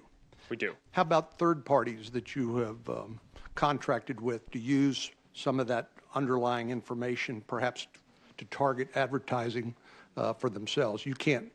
Do you claw back that information as well, or does that remain in their custody? Well, Senator, this is actually a very important question. I'm glad you brought this up because there's a very common misperception about Facebook that we sell data to advertisers. And we do not sell data to advertisers. Well, we don't sell data to anyone. You clearly rent it. What we allow is for advertisers to tell us who they want to reach, and then we do the placement. So if an advertiser comes to us and says, all right, I'm a ski shop and I want to sell skis to women, then we might have some sense because people shared skiing-related content or said they were interested in that. They shared whether they're a woman, and then we can show the ads to the right people without that data ever changing hands and going to the advertiser. That's a very fundamental part of how our model works and something that is often misunderstood, so I appreciate that you brought that up. Thank you, Senator Cornyn. We had indicated earlier on that we would take a couple of breaks, give our witness an opportunity, and I think we've been going now for just under 2 hours. So I think what we'll do is do a few more. Zuckerberg, are you want to keep going? I mean, maybe 15 minutes. Okay. Does that work? All right, we'll keep going. Senator Blumenthal is up next, and we will commence. Thank you, Mr. Chairman. Thank you for being here today, Mr. Zuckerberg. You have told us today, and you've told the world, that Facebook was deceived by Alexander Kogan when he sold user information to Cambridge Analytica, correct? Yes. I want to show you the terms of service that Alexander Kogan provided to Facebook. And note for you that, in fact, Facebook was on notice that he could sell that user information. Have you seen these terms of service before? I have not. Who in Facebook was responsible for seeing those terms of service that put you on notice that that information could be sold? Senator, our app review team would be responsible for that. Has anyone been fired on that app review team? Senator, not because of this. Doesn't that term of service conflict with the FTC order that Facebook was under at that very time that this term of service was, in fact, provided to Facebook? And you'll note that the FTC order specifically requires Facebook to protect privacy. Isn't there a conflict there? Senator, it certainly appears that we should have been aware that this app developer submitted a term that was in conflict with the rules of the platform. Well, what happened here was, in effect, willful blindness. It was heedless and reckless, which, in fact, amounted to a violation of the FTC consent decree. Would you agree? No, Senator. My understanding is not that this was a violation of the consent decree, but as I've said a number of times today, I think we need to take a broader view of our responsibility around privacy than just what is mandated in the current laws. Well, here is my reservation, Mr. Zuckerberg, and I apologize for interrupting you, but my time is limited. We've seen the apology tours before. You have refused to acknowledge even an ethical obligation to have reported this violation of the FTC consent decree. And we have letters, we've had contacts with Facebook employees, and I'm going to submit a letter for the record from Sandy Parakilis, with your permission, that indicates not only a lack of resources, but lack of attention to privacy. And so my reservation about your testimony today is that I don't see how you can change your business model unless there are specific rules of the road. Your business model is to monetize user information, to maximize profit over privacy. And unless there are specific rules and requirements enforced by an outside agency, I have no assurance that these kinds of vague commitments are going to produce action. So I want to ask you a couple of very specific questions, and they are based on legislation that I've offered, the My Data Act, legislation that Senator Markey is introducing today, the Consent Act, which I'm joining. Don't you agree that companies ought to be required to provide users with clear, plain information about how their data will be used and specific ability to consent to the use of that information? Senator, I do generally agree with what you're saying, and I laid that out earlier when I talked about what... Would you agree to an opt-in as opposed to an opt-out?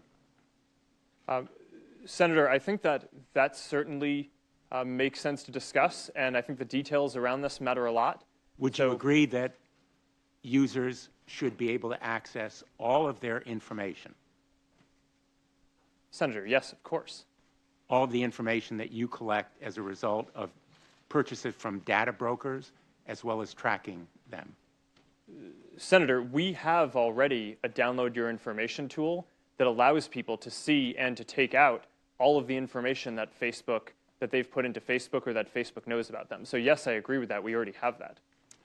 I have a number of other specific requests that you agree to support as part of legislation. I think legislation is necessary.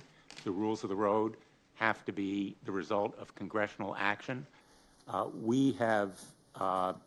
Facebook has participated recently in the fight against the scourge of sex trafficking, and the bill that we've just passed, it will be signed into law tomorrow.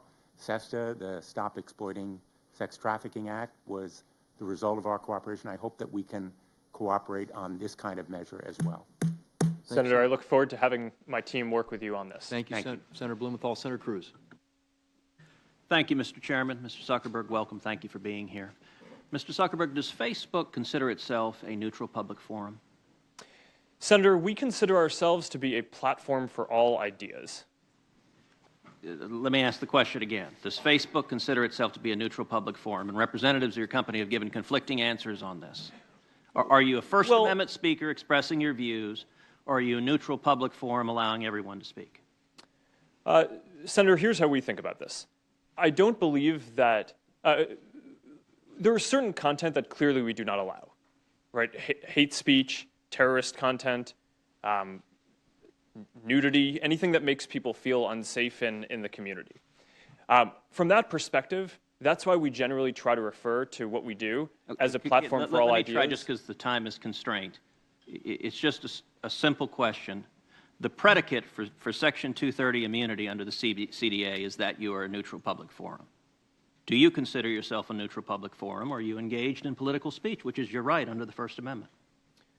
Well, Senator, our goal is certainly not to engage in political speech. I'm not that familiar with the specific legal language of the law that you speak to, so I would need to follow up with you on that. I'm just trying to lay out how broadly I think about this. Well, Mr. Zuckerberg, I will say there are a great many Americans who I think are deeply concerned that Facebook and other tech companies are engaged in a pervasive pattern of bias and political censorship. There have been numerous instances with Facebook. In May of 2016, Gizmodo reported that Facebook had purposely and routinely suppressed conservative stories from trending news, including stories about CPAC, including stories about Mitt Romney, including stories about the Lois Lerner IRS scandal, including stories about Glenn Beck. In addition to that, Facebook has initially shut down the Chick-fil-A Appreciation Day page, has blocked a post of a Fox News reporter, has blocked over 24 Catholic pages, and most recently blocked Trump supporters Diamond and Silk's page with 1.2 million Facebook followers after determining their content and brand were, quote, unsafe to the community. To a great many Americans, that appears to be a pervasive pattern of political bias. Do you agree with that assessment? Senator, let me say a few things about this. First, I understand where that concern is coming from because Facebook and the tech industry are located in Silicon Valley, which is an extremely left-leaning place. And this is actually a concern that I have and that I try to root out at the company, is making sure that we don't have any bias in the work that we do. And I think it is a fair concern that that people would at least wonder about. Let me ask this question. Are you aware of any ad or page that has been taken down from Planned Parenthood? Senator, I'm not, but let me just... How about MoveOn.org? Sorry? How about MoveOn.org? I'm not specifically aware of those. How about any Democratic candidate for office? I'm not specifically aware. I mean, I'm not sure. In your testimony, you say that you have 15,000 to 20,000 people working on security and content review. Do you know the political orientation of those 15,000 to 20,000 people engaged in content review? No, Senator. We do not generally ask people about their political orientation when they're joining the company. So as CEO, have you ever made hiring or firing decisions based on political positions or what candidates they supported? No. Why was Palmer Luckey fired? That is a specific personnel matter that seems like it would be inappropriate to speak to here. You just made a specific representation that you didn't make decisions based on political views. Well, Is that accurate? I can commit that it was not because of a political view. Do you know of those 15,000 to 20,000 people engaged in content review, how many, if any, have ever supported financially a Republican candidate for office? Senator, I do not know that. Your testimony says it is not enough that we just connect people. We have to make sure those connections are positive.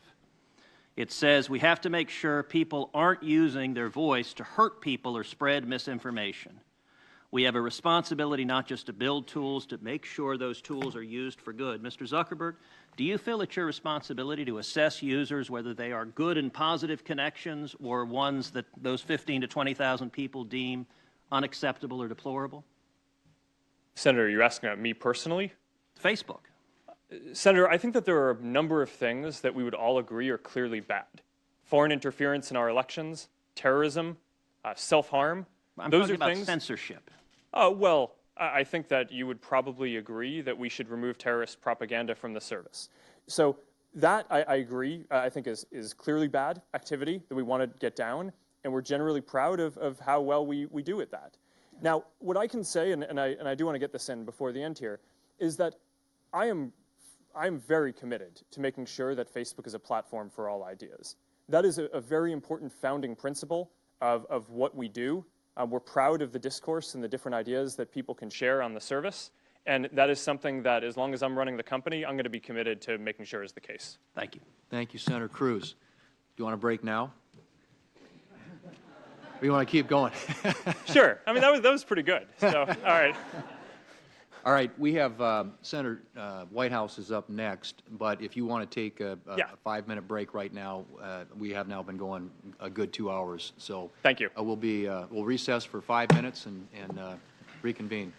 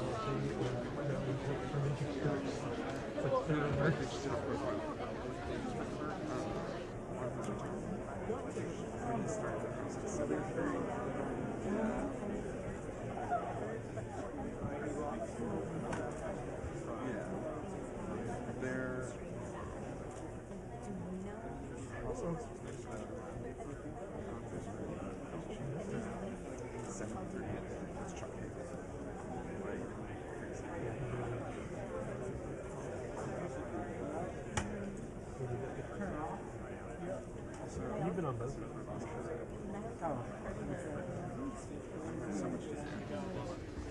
I was working I did go home and take the guys.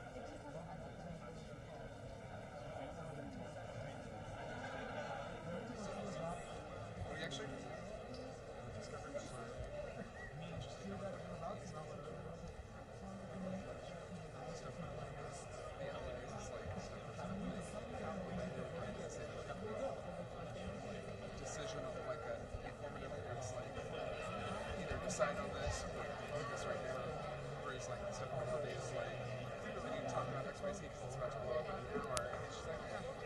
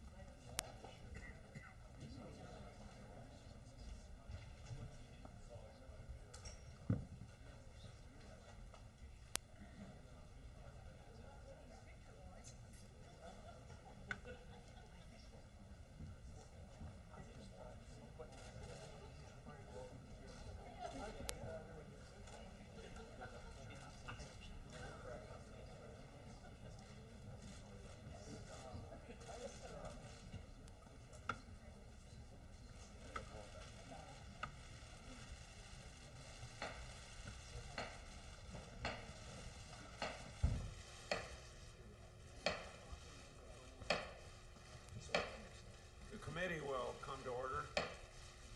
Yeah, the White House up. Yeah, okay. I go and read this first. Okay.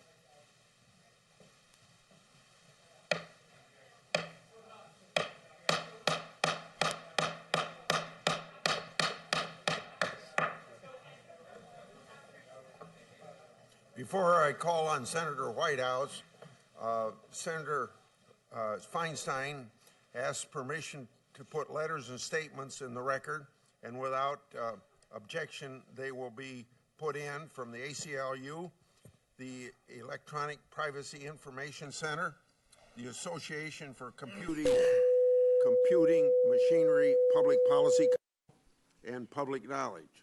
Senator Whitehouse. Thank you, Chairman.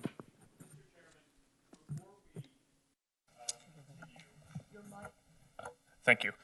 Mr. Chairman, I want to correct one thing that I said earlier in response to a question from Senator Leahy.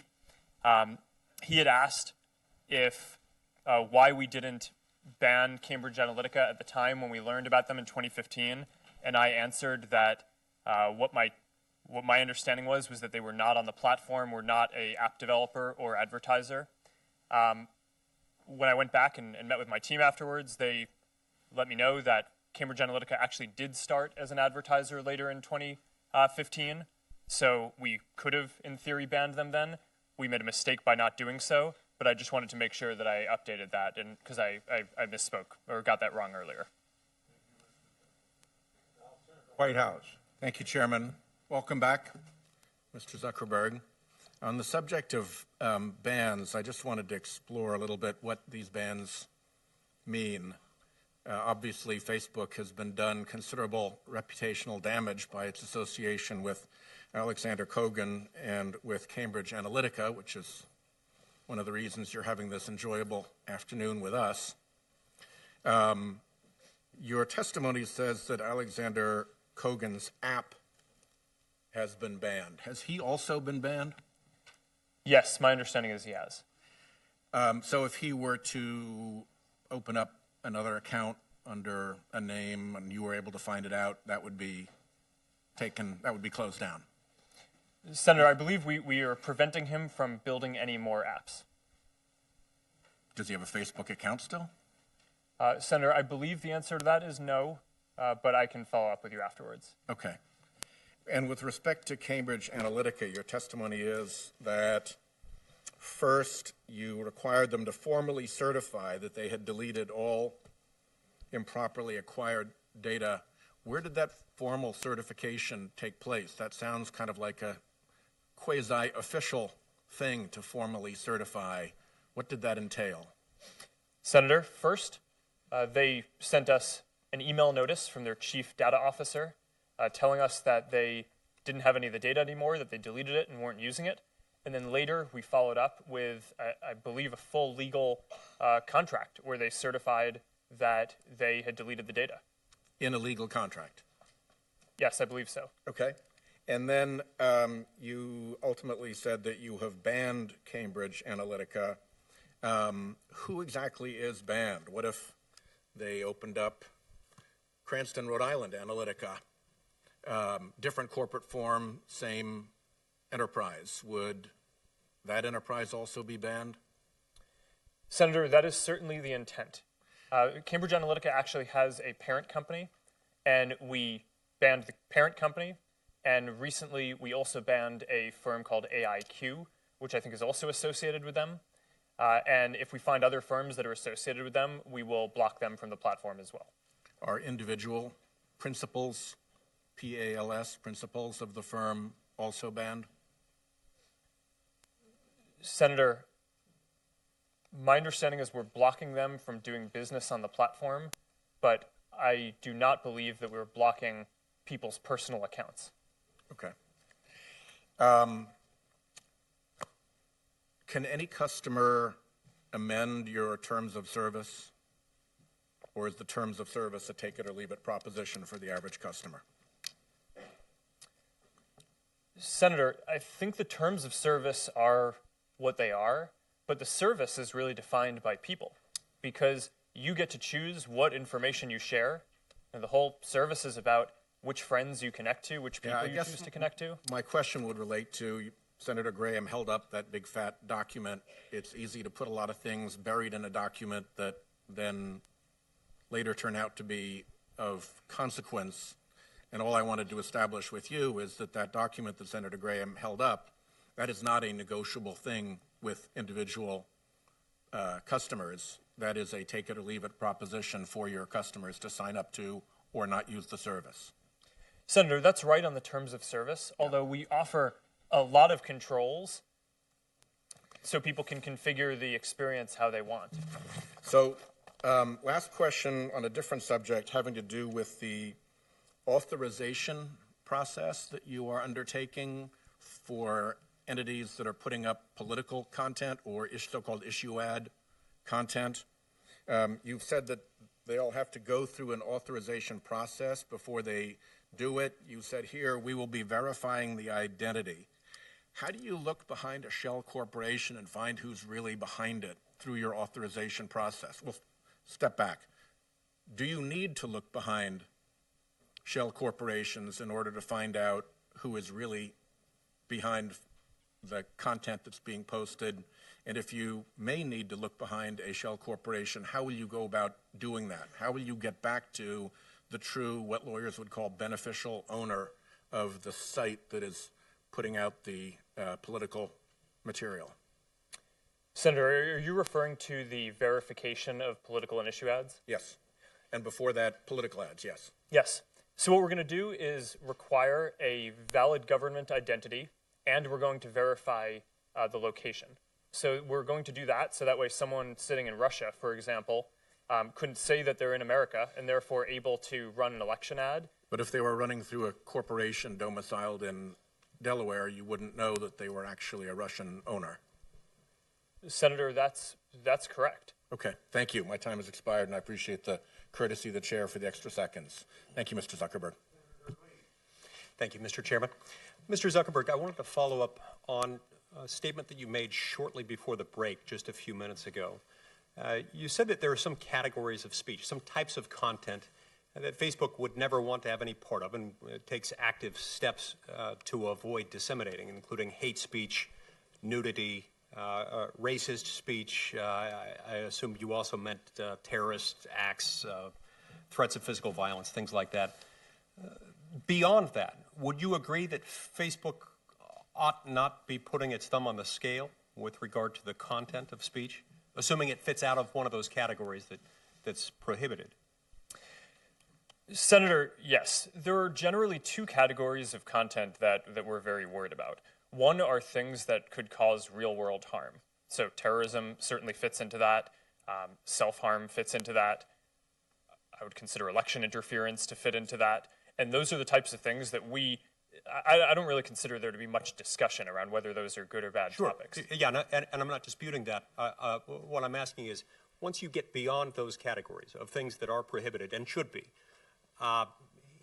is it Facebook's position that it should not be putting its thumb on the scale? It should not be favoring or disfavoring speech based on its content, based on the viewpoint of that speech?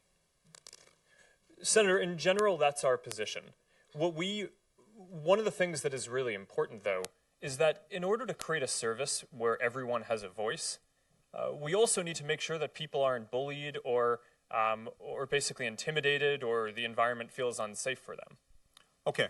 So when you say in general, that's the exception that you're referring to. The exception being that if someone feels bullied, even if it's not a terrorist act, nudity, terrorist threats, racist speech, or something like that, you might step in there. Beyond that, would you step in and put your thumb on the scale as far as the viewpoint of the content being posted? Senator, no. I mean, in general, our goal is to allow people to have as much expression as possible. Okay, so subject to the exceptions we've discussed, you would stay out of that. Let me ask you this. Isn't there a significant free market incentive that a social media company, including yours, has in order to safeguard the data of your users? Don't you have free market incentives? And in that respect, Senator, yes. Don't your interests align with those of us here who want to see data safeguarded? Absolutely. Do you have the technological means available at your disposal to make sure that that doesn't happen and to protect, say, an app developer from transferring Facebook data to a third party? Senator, a lot of that we do, and some of that happens outside of our systems and will require new measures. So, for example, what we saw here was people chose to share information with an app developer. That worked according to how the system was designed. That information was then transferred out of our system to servers that this developer, Alexander Kogan, had, and then that person chose to then go sell the data to Cambridge Analytica. That is going to require much more active intervention and auditing from us to prevent going forward, because once it's out of our system, it is a lot harder for us to have a full understanding of what's happening. From what you've said today and from previous statements made by you and other officials at your company, data is at the center of your business model. It's how you make money. Your ability to run your business effectively, given that you don't charge your users, is based on monetizing data. And so the real issue, it seems to me, really comes down to what you tell the public, what you tell users of Facebook about what you're going to do with the data, about how you're going to use it. Can you give me a couple of examples, maybe 2 examples of ways in which data is collected by Facebook in a way that people are not aware of? 2 examples of types of data that Facebook collects that might be surprising to Facebook users. Well, Senator, I would hope that what we do with data is not surprising to people. And has it been at times? Well, Senator, I think in this case, people certainly didn't expect this developer to sell the data to Cambridge Analytica. In general, there are 2 types of data that Facebook has. The vast majority, and then the first category, is content that people chose to share on the service themselves. So that's all the photos that you share, the posts that you make, what you think of as the Facebook service, right? That's, everyone has control every single time that they go to share that. They can delete that data anytime they want. Full control, the majority of the data. The second category is around specific data that we collect in order to make the advertising experiences better and more relevant and work for businesses. And those often revolve around measuring, okay, if we showed you an ad and then you click through and you go somewhere else, we can measure that you actually, that the ad worked. That helps make the experience more relevant and better for people who are getting more relevant ads, and better for the businesses because they perform better. You also have control completely of that second type of data. You can turn off the ability for Facebook to collect that. Your ads will get worse, so a lot of people don't want to do that. But you have complete control over what you do there as well. Senator Schatz. Thank you, Mr. Chairman. I want to follow up on the questions around the terms of service. Your terms of service are about 3,200 words with 30 links. One of the links is to your data policy, which is about 2,700 words with 22 links. And I think the point has been well made that people really have no earthly idea what they're signing up for. And I understand that at the present time that's legally binding, but I'm wondering if you can explain to the billions of users in plain language, what are they signing up for? Senator, that's a good and important question here. In general, you sign up for the Facebook, you get the ability to share the information that you want with people. That's what the service is, right? Is that you can connect with the people that you want, and you can share whatever content matters to you, whether that's photos or links or posts, and you get control over who you share it with, and you can take it down if you want, and you don't need to put anything up in the first place if you don't want. What about the part that people are worried about, not the fun part? Well, what's that? The part that people are worried about is that the data is going to be improperly used. So people are trying to figure out, are your DMs informing the ads? Are your browsing habits being collected? Everybody kind of understands that when you click like on something, or if you say you like a certain movie or have a particular political proclivity, that I think that's fair game. Everybody understands that. What we don't understand exactly, because both as a matter of practice and as a matter of not being able to decipher those terms of service and the privacy policy is what exactly are you doing with the data, and do you draw a distinction between data collected in the process of utilizing the platform and that which we clearly volunteer to the public to present ourselves to other Facebook users? Senator, I'm not sure I fully understand this. In general, people come to Facebook to share content with other people. We use that in order to also inform how we rank services like newsfeed and ads to provide more relevant experiences. Let me try a couple of specific examples. If I'm emailing within WhatsApp, does that ever inform your advertisers? No, we don't see any of the content in WhatsApp. It's fully encrypted. Right, but is there some algorithm that spits out some information to your ad platform, and then let's say I'm emailing about Black Panther within WhatsApp. Do I get a Black Panther banner ad? Senator, Facebook systems do not see the content of messages being transferred over WhatsApp. Yeah, I know, but that's not what I'm asking. I'm asking about whether these systems talk to each other without a human being touching it. Senator, I think the answer to your specific question is if you message someone about Black Panther in WhatsApp, it would not inform any ads. Okay. I want to follow up on Senator Nelson's original question, which is the question of ownership of the data. And I understand as a sort of matter of principle, you're saying, we want our customers to have more rather than less control over the data. But I can't imagine that it's true as a legal matter that I actually own my Facebook data because you're the one monetizing it. Do you want to modify that to sort of express that as a statement of principle, a sort of aspirational goal? But it doesn't seem to me that we own our own data, otherwise we'd be getting a cut. Well, Senator, you own it in the sense that you choose to put it there, you could take it down any time, and you completely control the terms under which it's used. When you put it on Facebook, you are granting us a license to be able to show it to other people. I mean, that's necessary in order for the service to operate. Right, but so your definition of ownership is I sign up, I voluntarily, and I may delete my account if I wish, but that's basically it. Well, Senator, I think that the control is much more granular than that. You can choose each photo that you want to put up or each message, and you can delete those. And you don't need to delete your whole account. You have specific control. You can share different posts with different people. In the time I have left, I want to propose something to you and take it for the record. I read an interesting article this week by Professor Jack Balkin at Yale that proposes a concept of an information fiduciary. People think of fiduciaries as responsible primarily in the economic sense, but this is really about a trust relationship, like doctors and lawyers. Tech companies should hold in trust our personal data. Are you open to the idea of information fiduciary enshrined in statute? Senator, I think it's certainly an interesting idea, and Jack is very thoughtful in this space, so I do think it deserves consideration. Thank you. Fisher. Thank you, Mr. Chairman. Thank you, Mr. Zuckerberg, for being here today. I appreciate your testimony. The full scope of a Facebook user's activity can print a very personal picture, I think. And additionally, you have those 2 billion users that are out there every month, and so we all know that's larger than the population of most countries.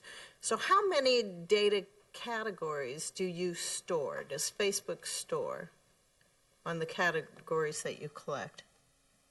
Senator, can you clarify what you mean by data categories? There's some past reports that have been out there that indicate that Facebook collects about 96 data categories for those 2 billion active users. That's 192 billion data points that are being generated, I think, at any time from consumers globally. So how many does Facebook store out of that? Do you store any? Senator, I'm not actually sure what that is referring to. On the points that you collect information, if we call those categories, how many do you store of information that you are collecting? Senator, the way I think about this is there are 2 broad categories. this probably doesn't line up with whatever the specific report that you were seeing is, and I can make sure that we follow up with you afterwards to get you the information you need on that. The two broad categories that I think about are content that a person has chosen to share and that they have complete control over. They get to control when they put it into the service, when they take it down, who sees it. And then the other category are data that are connected to making the ads relevant. You have complete control over both. You can turn off the data related to ads. You can choose not to share any content or control exactly who sees it or take down the content in the former category. And does Facebook store any of that? Yes. How much do you store of that? All of it? All of it? Everything we click on? Is that in storage somewhere? Senator, we store data about what people share on the service and information that's required to do ranking better, to show you what you care about in news feed. Do you store text history, user content, activity, device location? Senator, some of that content, with people's permission, we do store. Do you disclose any of that? Yes, Senator, in order for people to share that information with Facebook, I believe that almost everything that you just said would be opt-in. Right. And the privacy settings, it's my understanding that they limit the sharing of that data with other Facebook users. Is that correct? Senator, yes. Okay. Every person gets to control who gets to see their content. And does that also limit the ability for Facebook to collect and use it?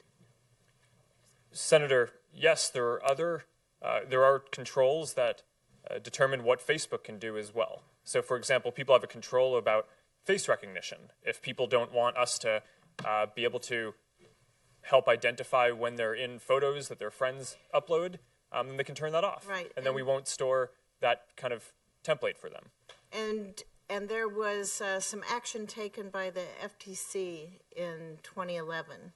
And you wrote a Facebook post at the time on a public page on the internet that it used to seem scary to people, but as long as they could make their page private, they felt safe sharing with their friends online. Control was key. And you just mentioned control. Senator Hatch asked you a question and you responded there about complete control. So you and your company have used that term repeatedly, and I believe you use it to reassure users. Is that correct? That you do have control and complete control over this information?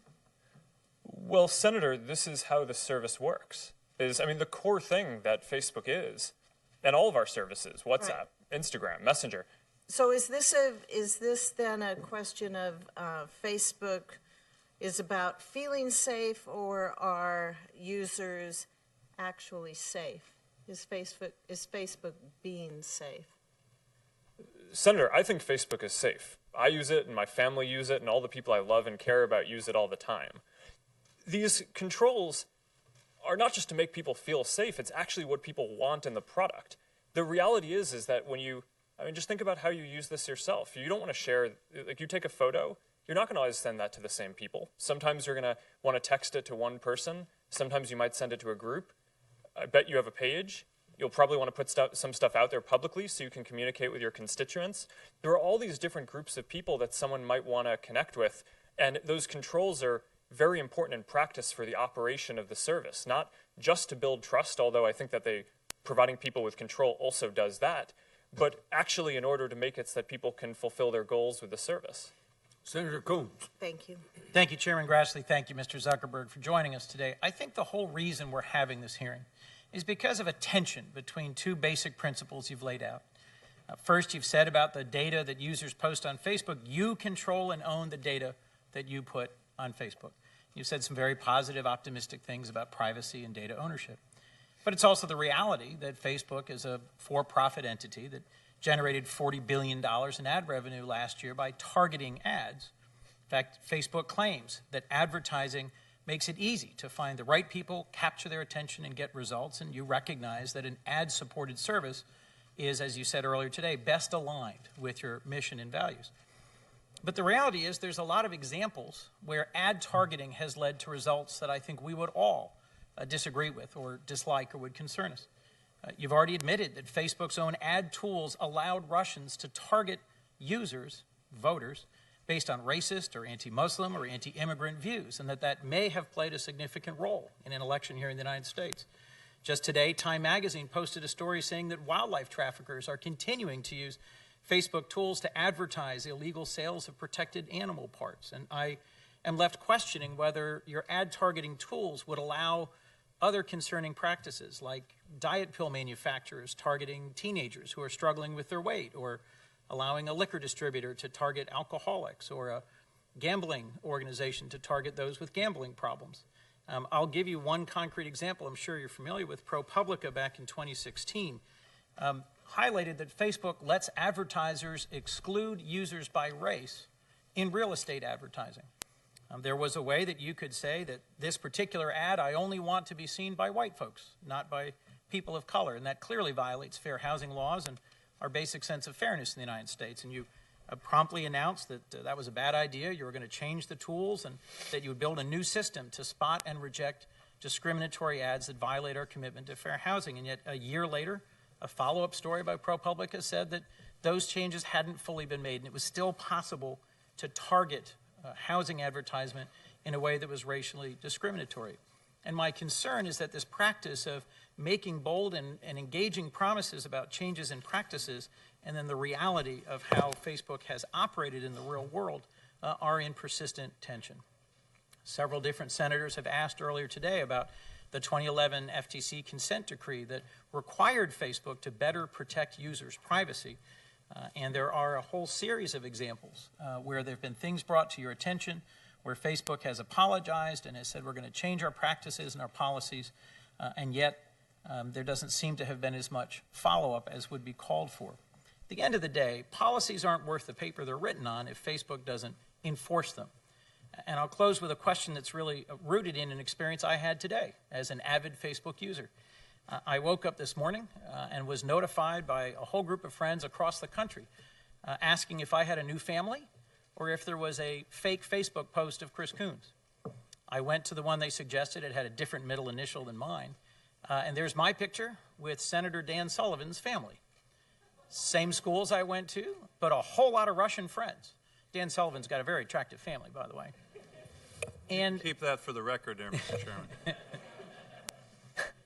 The friends who brought this to my attention included people I went to law school with in Hawaii and our own Attorney General in the state of Delaware. And fortunately, I've got great folks who work in my office. I brought it to their attention. They pushed Facebook, and it was taken down by midday.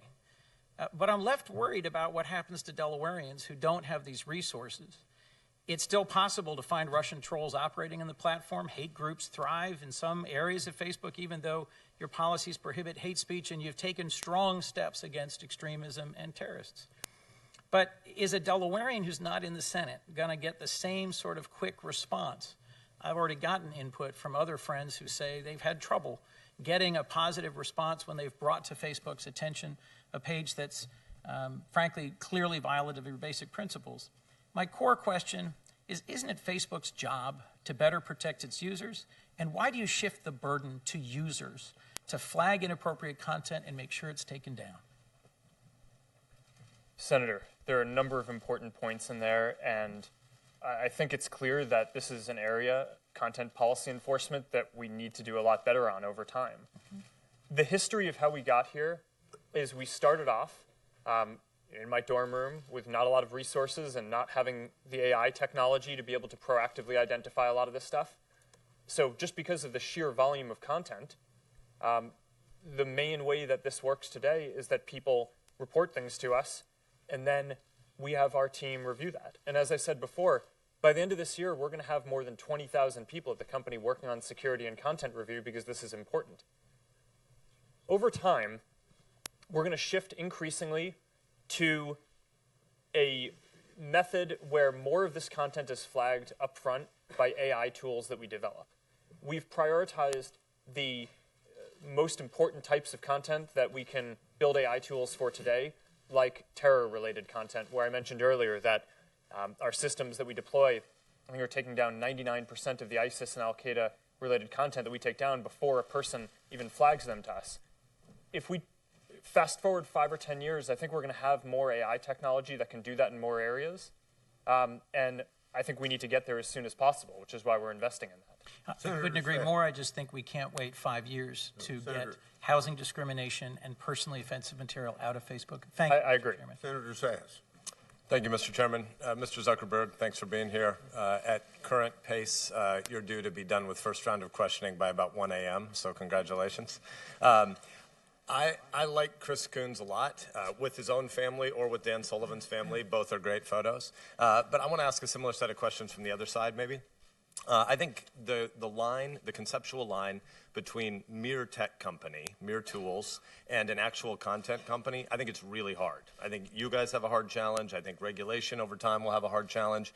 And you're a private company, so you can make policies that may be less than First Amendment full spirit embracing, in my view. But I worry about that. I worry about a world where when you go from violent groups to hate speech in a hurry, in one of your responses to one of the opening questions, you may decide, or Facebook may decide, it needs to police a whole bunch of speech that I think America might be better off not having policed by one company that has a really big and powerful platform. Can you define hate speech?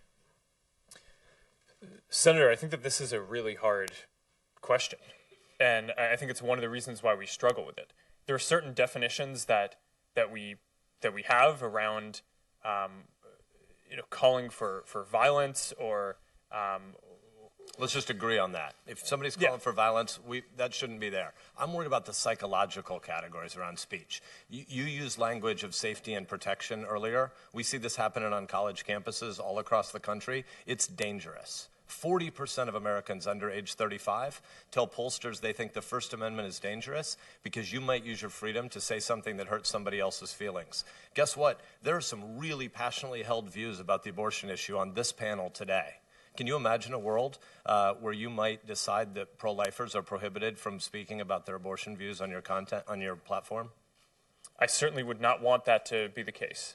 But it might really be unsettling to people who've had an abortion to have an open debate about that, wouldn't it? It might be, but I don't think that would fit any of the definitions of what we have.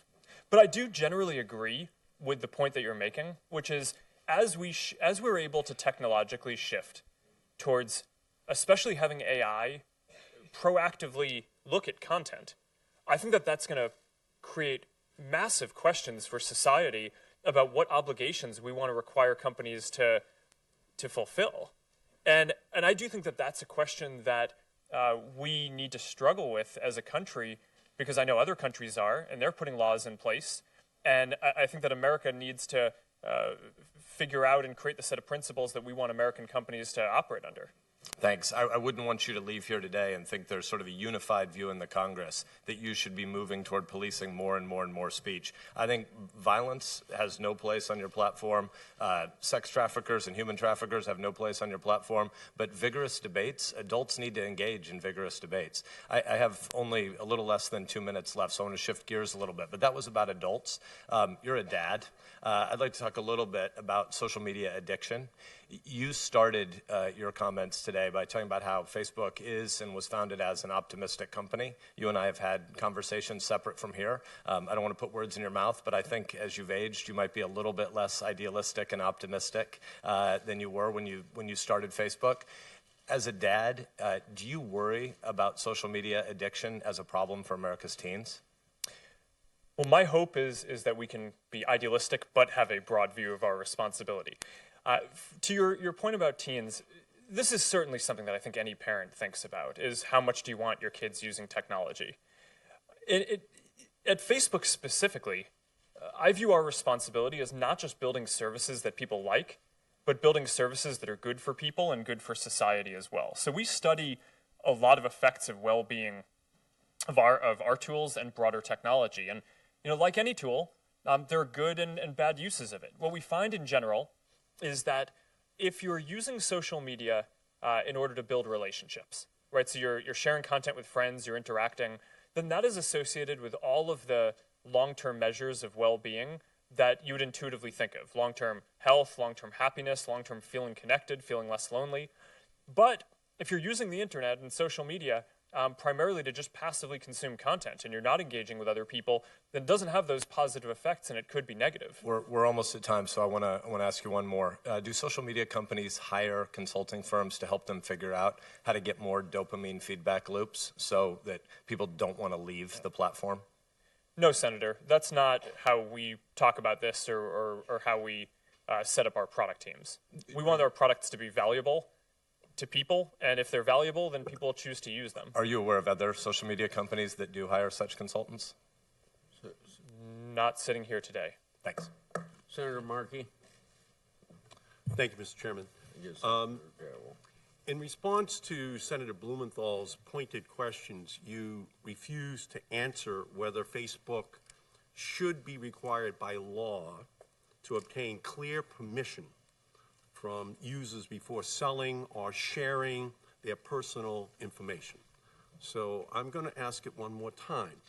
Yes or no? Should Facebook get clear permission from users before selling or sharing sensitive information about your health, your finances, your relationships?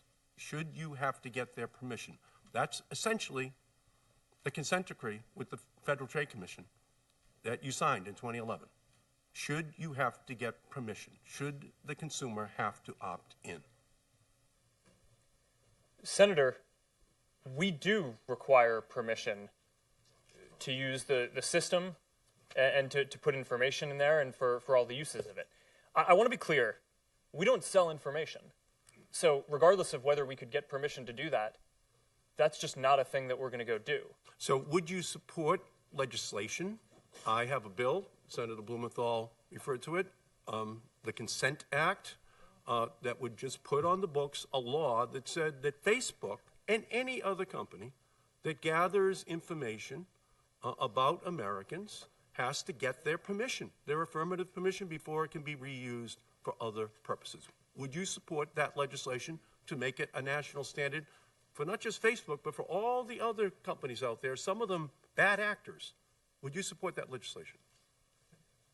Senator, in general, I think that principle is exactly right, and I think we should have a discussion around how to best codify would you support legislation to back that general principle, that opt-in, that getting permission is the standard? Would you support legislation to make that the American standard? Europeans have passed that as a law. Facebook's going to live with that law beginning on May 25th. Would you support that as the law in the United States?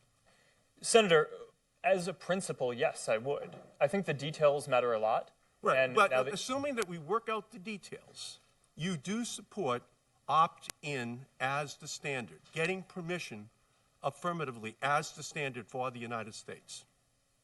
Is that correct? Senator, I think that's the right principle. And 100 billion times a day in our services, when people go to share content, they choose who they want to share it affirmatively. You could support a law that enshrines that as the promise that we make to the American people, that permission has to be obtained before their information is used. Is that correct? Senator, yes. I've said that in principle. I think that makes sense, and the details matter, and I look forward to having our team work with you on fleshing that out. Right. So the next subject, because I want to, again, I want to make sure that we kind of drill down here. You earlier made reference to the Child Online Privacy Protection Act of 1999, which I am the author of. So that is the Constitution for child privacy protection online in the country, and I'm very proud of that. But there are no protections additionally for a 13, a 14, or a 15-year-old. They get the same protections that a 30-year-old or a 50-year-old get. So I have a separate piece of legislation to ensure that kids who are under 16 absolutely have a privacy bill of rights, and that permission has to be received from their parents or the children before any of their information is reused for any other purpose other than that which was originally intended. Would you support a child online privacy bill of rights for kids under 16 to guarantee that that information is not reused for any other purpose without explicit permission from the parents or the kids? Senator, I think as a general principle, I think protecting minors and protecting their privacy is extremely important. And we do a number of things on Facebook to do that already, which I'm happy to get into. And I appreciate it. I'm talking about a law. I'm talking about a law. Would you support a law to ensure that kids under 16 have this privacy bill of rights? I had this conversation with you in your office 7 years ago about this specific subject in Palo Alto. And I think that's really what the American people want to know right now. What is the protections of this? What are the protections that are going to be put on the books for their families, but especially for their children? Would you support a privacy bill of rights for kids where opt-in is the standard? Yes or no? Senator, I think that that's an important principle. And I appreciate that. And I think we should. Do we need a law to protect those children? That's my question to you. Do you believe we need a law to do so? Yes or no? Senator, I'm not sure if we need a law, but I think that this is certainly a thing that deserves a lot of discussion. Again, I couldn't disagree with you more. We're leaving these children to the most rapacious commercial predators in the country who will exploit these children unless we absolutely have a law on the books. And I think it is absolutely imperative. Please give a short answer. Senator, I look forward to having my team follow up to flesh out the details of it. I don't think this is a difficult issue to get a correct answer. Thank you, Mr. Chairman. Thank you, Mr. Zuckerberg. Thanks for enjoying so far. And I'm sorry if I plow old ground. I had to be away for a bit. Myself and Senator Kuhn, Senator Peters, and a few others were in the country of Zimbabwe just a few days ago. We met with opposition figures who had talked about, their goal is to be able to have access to state-run media in many African countries, many countries around the world, third world countries, small countries. The only traditional media is state-run. And we asked them how they get their message out, and it's through social media. Facebook provides a very valuable service in many countries for opposition leaders or others who simply don't have access, unless maybe just before an election, to traditional media. So that's very valuable, and I think we all recognize that. On the flip side, we've seen with the Rohingya, that example of where the state can use similar data or use this platform to go after people. You talked about what you're doing in that regard, hiring more traditional or local language speakers. What else are you doing in that regard to ensure that these states don't, or these governments go after opposition figures or others? Senator, there are three main things that we're doing in Myanmar specifically, and that will apply to other situations like that. The first is hiring enough people to do local language support, because the definition of hate speech or things that can be racially coded to incite violence are very language specific, and we can't do that with just English speakers for people around the world, so we need to grow that. The second is, in these countries there tend to be active civil society who can help us identify the figures who are spreading hate, and we can work with them in order to make sure that those figures don't have a place on our platform. The third is that there are specific product changes that we can make in order to, that might be necessary in some countries but not others, including things around news literacy, right? And encouraging people in different countries about ramping up or down things that we might do around fact-checking of content, specific product-type things that we would want to implement in different places. But I think that that's something that we're going to have to do in a number of countries. There are obviously limits of native speakers that you can hire, or people that have eyes on the page. Artificial intelligence is going to have to take the bulk of this. How much are you investing and working on that tool to do what really we don't have or can't hire enough people to do?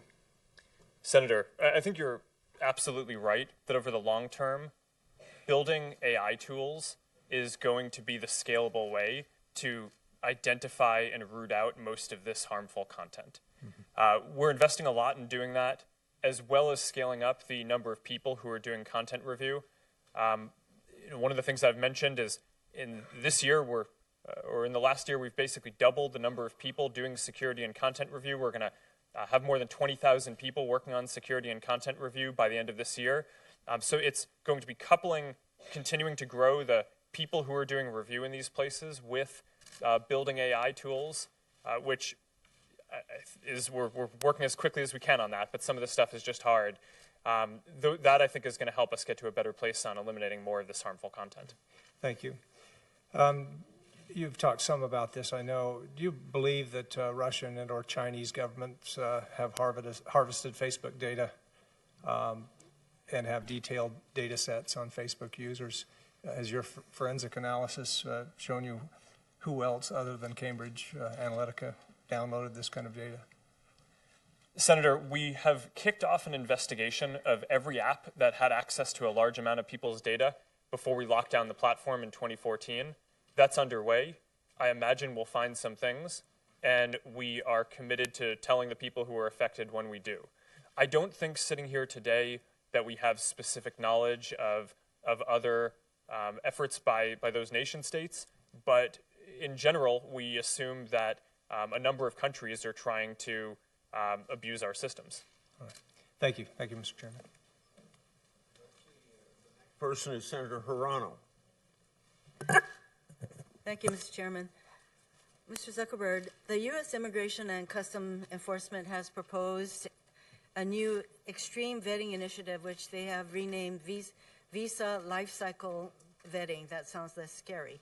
They have already held an industry day that they advertised on the federal contracting website to get input from tech companies on the best way to, among other things, and I'm quoting ICE, exploit publicly available information such as media, blogs, public hearings, conferences, academic websites, social media websites such as Twitter, Facebook, and LinkedIn to extract pertinent information regarding targets. And basically what they want to do with these targets is to determine, and again I'm quoting the ICE's own document, they want, ICE has been directed to develop processes that determine and evaluate an applicant's, i.e. target's, probability of becoming a positively contributing member of society, as well as their ability to contribute to national interests in order to meet the executive order, that is the president's executive order. And then ICE must also develop a mechanism or methodology that allows them to assess whether an applicant intends to commit criminal or terrorist acts after entering the United States. The question to you is, does Facebook plan to cooperate with this extreme vetting initiative and help the Trump administration target people for deportation or other ICE enforcement? Senator, I don't know that we've had specific conversations around that. In general, well, if you were asked to provide or cooperate with ICE so that they could determine whether somebody's going to commit a crime, for example, or become fruitful members of our society, would you cooperate? We would not proactively do that. We cooperate with law enforcement in two cases. One is if we become aware of an imminent threat of harm, then we will proactively reach out to law enforcement, as we believe is our responsibility to do. The other is when law enforcement reaches out to us with a valid legal subpoena or request for data. In those cases, if their request is overly broad request, then we're going to push back aggressively. Well, let's assume that ICE doesn't have a law, there's no law or rule that requires that Facebook cooperate to allow them to get this kind of information so that they can make those kinds of assessments. It sounds to me as though you would decline. Senator, that is correct. Is there some way that, well, I know that you determine what kind of content would be deemed harmful. So do you believe that ICE can even do what they are talking about, namely through a combination of various kinds of information, including information that they would hope to obtain from entities such as yours, predict who will commit crimes or present a national security problem? Do you think that's even doable? Senator, I'm not familiar enough with what they're doing to offer an informed opinion on that. Well, you have to make assessments as to what constitutes hate speech. That's pretty hard to do. You have to assess what election interference is. So these are rather difficult to identify, but wouldn't trying to predict whether somebody's going to commit a crime fit into the category of pretty difficult to assess? Senator, it sounds difficult to me. All of these things, like you're saying, are difficult. Well, I don't know, without having worked on it or thinking about it, how I much think common progress sense one would could tell make. us that that's pretty difficult, and yet that's what ICE is proceeding to do. You were asked about discriminatory advertising, and in February of 2017, Facebook announced that it would no longer allow certain kinds of ads that discriminated on the basis of race, gender, family status, sexual orientation, disability, or veteran status, all categories prohibited by federal law and housing. And yet, after 2017, it was discovered that you could, in fact, place those kinds of ads. So what is the status of whether or not these ads can currently be placed on Facebook? And have you followed through on your February 2017 promise to address this problem? And is there a way for the public to verify that you have, or are we just expected to trust that you've done this? Senator, those are all important questions. And in general, it is against our policies to have any ads that are discriminatory. Well, you said that you wouldn't allow it, but then, what is it, ProPublica could place these ads even after you said you would no longer allow these kinds of ads. So what assurance do we have from you that this is going to stop? Well, two things. One is that we've removed the ability to exclude ethnic groups and other sensitive categories from ad targeting. So that just isn't a feature that's even available anymore. For some of these cases where it may make sense to target proactively a group, the enforcement today is still, we review ads, we screen them up front, but most of the enforcement today is still that our community flags issues for us when they come up. So if the community flags that issue for us, then our team, which has thousands of people working on it, should take it down. We'll make some mistakes, but we try to make as few as possible. Over time, I think the strategy would be to develop more AI tools that can more proactively identify those types of content and do that filtering up front. So it's a work in progress. Thank you, Senator Hirono. Senator Sullivan's up next. Thank you, Mr. Chairman. And Mr. Zuckerberg, quite a story, right? Dorm room to the global behemoth that you guys are, only in America. Would you agree with that? Senator, mostly in America. You couldn't do this in China, right? Or what you did in 10 years. Well, Senator, there are some very strong Chinese internet companies. Right, but you're supposed to answer yes to this question. Okay, come on, I'm trying to help you, right? I mean, give me a break. You're in front of a bunch of... The answer is yes, okay? So thank you. Now, your testimony, you have talked about a lot of power. You've been involved in elections. I thought your testimony was very interesting, really all over the world. The Facebook, 2 billion users, over 200 million Americans, 40 billion in revenue. I believe you and Google have almost 75% of the digital advertising in the U.S. One of the key issues here is Facebook too powerful? Are you too powerful? And do you think you're too powerful? Well, Senator, I think most of the time when people talk about our scale, they're referencing that we have 2 billion people in our community. And I think one of the big questions that we need to think through here is the vast majority of those 2 billion people are outside of the U.S. And I think that that's something that, to your point, that Americans should be proud of. Okay, and when I brought up the Chinese internet companies, I think that that's a real strategic and competitive threat that in American technology Let me policy get to we should another be point thinking here real about. quick. I don't want to interrupt, but you know, when you look at kind of the history of this country, and you look at the history of these kind of hearings, right? You're a smart guy. You read a lot of history. When companies become big and powerful and accumulate a lot of wealth and power, what typically happens from this body is there's a instinct to either regulate or break up, right? Look at the history of this nation. You have any thoughts on those two policy approaches? Well, Senator, I'm not the type of person who thinks that all regulation is bad.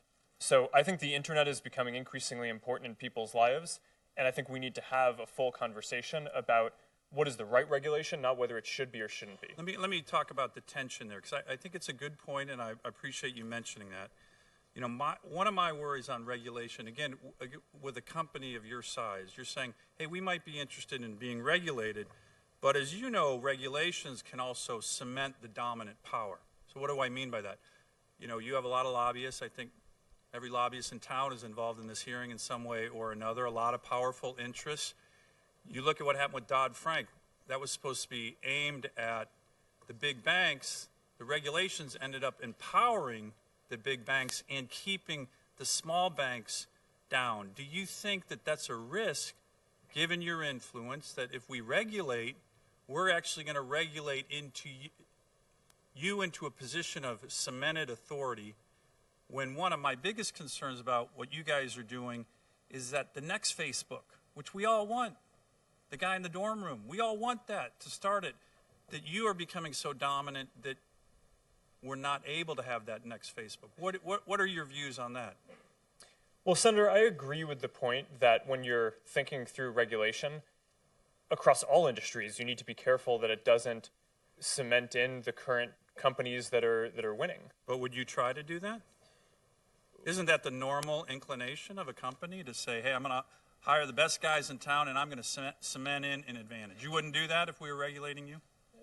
Senator, that certainly wouldn't be our approach. But I think part of the challenge with regulation in general is that when you add more rules that companies need to follow, that's something that a larger company like ours inherently just has the resources to go do, and that might just be harder for a smaller company getting started to be able to comply with. Correct. So it's not something that, like, going into this, I would look at the conversation as what is the right outcome. I think there are real challenges that we face around content and privacy and in a number of other areas, ads, transparency, elections. Let me get, I'm sorry to interrupt, but let me get to one final question that kind of relates to what you're talking about in terms of content, regulation, and what exactly Facebook is. You know, you mentioned you're a tech company, a platform, but there's some who are saying that you're the world's biggest publisher.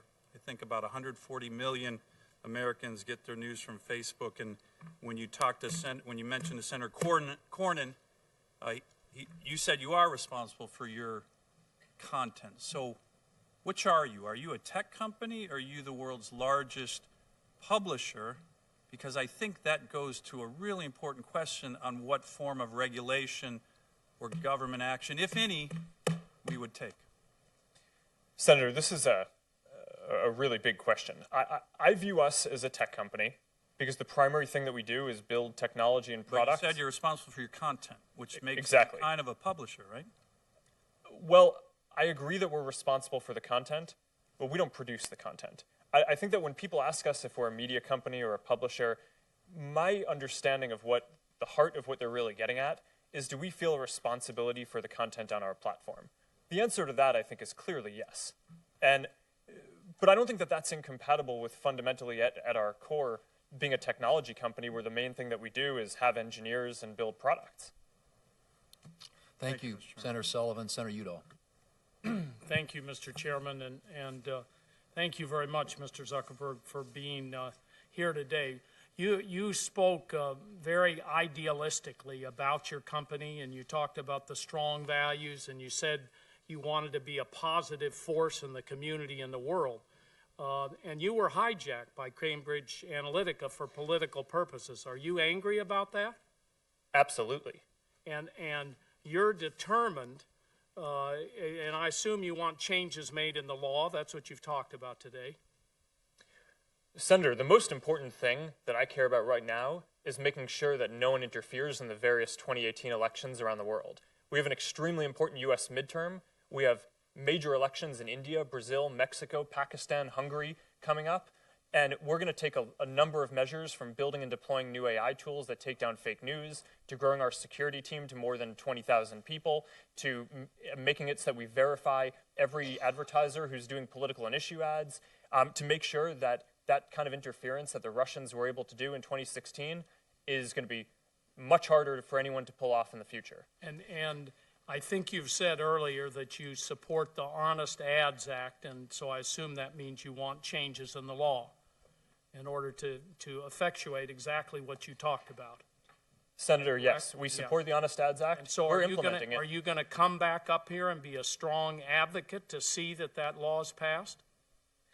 Senator, the biggest thing that I think we can do is implement it. Well, that's a kind of a yes or no question there. I hate to interrupt you, but are you going to come back and be a strong advocate? You're angry about this? You think there ought to be change? There ought to be a law put in place? Are you going to come back and be an advocate to get a law in place like that? Senator, our team is certainly going to work on this. What I can say is the biggest I'm thing talking about you, not your team. Well, Senator, I try not to come back here to and D.C. be an advocate for that law. That's what I want to see. I mean, you're upset about this. We're upset about this. I'd like a yes or no answer on that one. Senator, I'm posting and speaking out publicly about how important this is. I don't come to Washington, D.C. too often. I'm going to direct my team to focus on this. And the biggest thing that I feel like we can do is implement it, which we're doing. Well, the biggest thing you can do is to be a strong advocate yourself, personally, here in Washington. Just let me make that clear. But many of us have seen the kinds of images shown earlier by Senator Leahy. You saw those images that he held up. Can you guarantee that any of those images that can be attributed or associated with the Russian company Internet Research Agency have been purged from your platform? Senator, no, I can't guarantee that, because this is an ongoing arms race. As long as there are people sitting in Russia whose job it is to try to interfere with elections around the world, this is going to be an ongoing conflict. What I can commit is that we're going to invest significantly, because this is a top priority, to make sure that people aren't spreading misinformation or trying to interfere in elections on Facebook. But I don't think it would be a realistic expectation to assume that as long as there are people who are employed in Russia for whom this is their job, that we're going to have zero amount of that, or that we're going to be 100% successful at preventing that. Now, beyond disclosure of online ads, what specific steps are you taking to ensure that foreign money is not financing political or issue ads on Facebook in violation of U.S. law?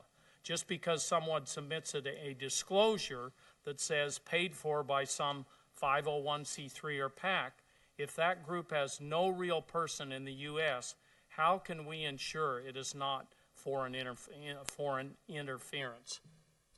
Senator, our verification program involves two pieces. One is verifying the identity of the person who's buying the ads, that they have a valid government identity. The second is verifying their location. So if you're sitting in Russia, for example, and you say that you're in the U.S., then we'll be able to make it a lot harder to do that, because what we're actually going to do is mail a code to the address that you say you're at. And if you can't get access to that code, then you're not going to be able to run ads. Yeah. Now, Facebook is creating an independent group to study the abuse of social media in elections. You've talked about that. Will you commit that all findings of this group are made public, no matter what they say about Facebook or its business model? Yes or no answer? Senator, that's the purpose of this group, is that Facebook does not get to control what these folks publish. These are going to be independent academics, and Facebook has no prior publishing control. They'll be able to do the studies that they're doing and publish the results. And you're fine with them being public.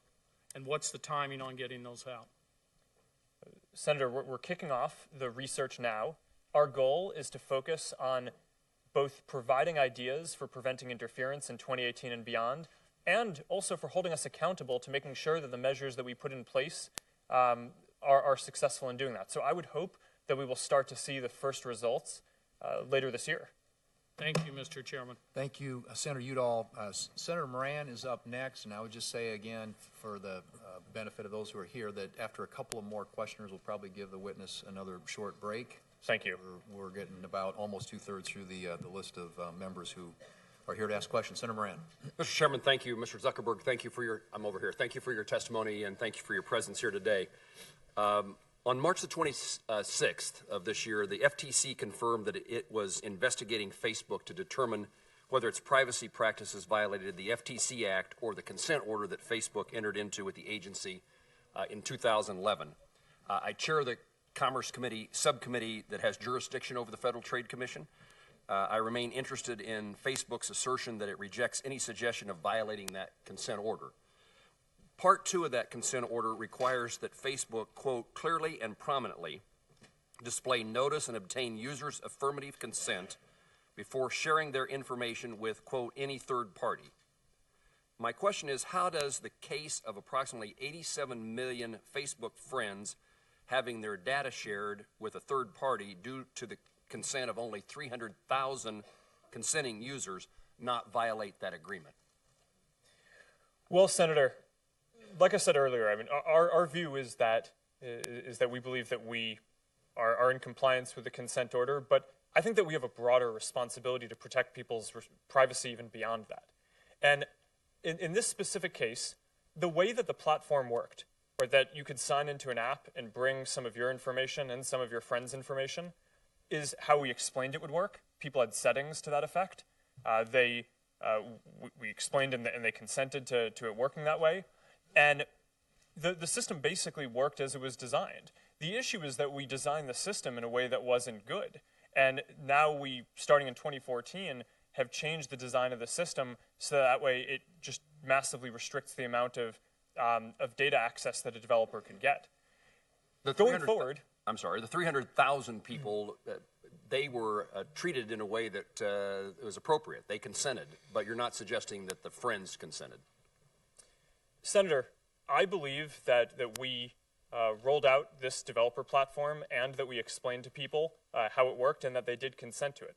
Okay. It makes sense, I think, to go through the way the platform works. I mean, it's in 2007, we announced the Facebook developer platform, and the idea was that you wanted to make more experiences social, right? So, for example, if you might want to have a calendar that can have your friends' birthdays on it, or you might want your address book to have your friends' pictures in it, or you might want a map that can show your friends' addresses on it.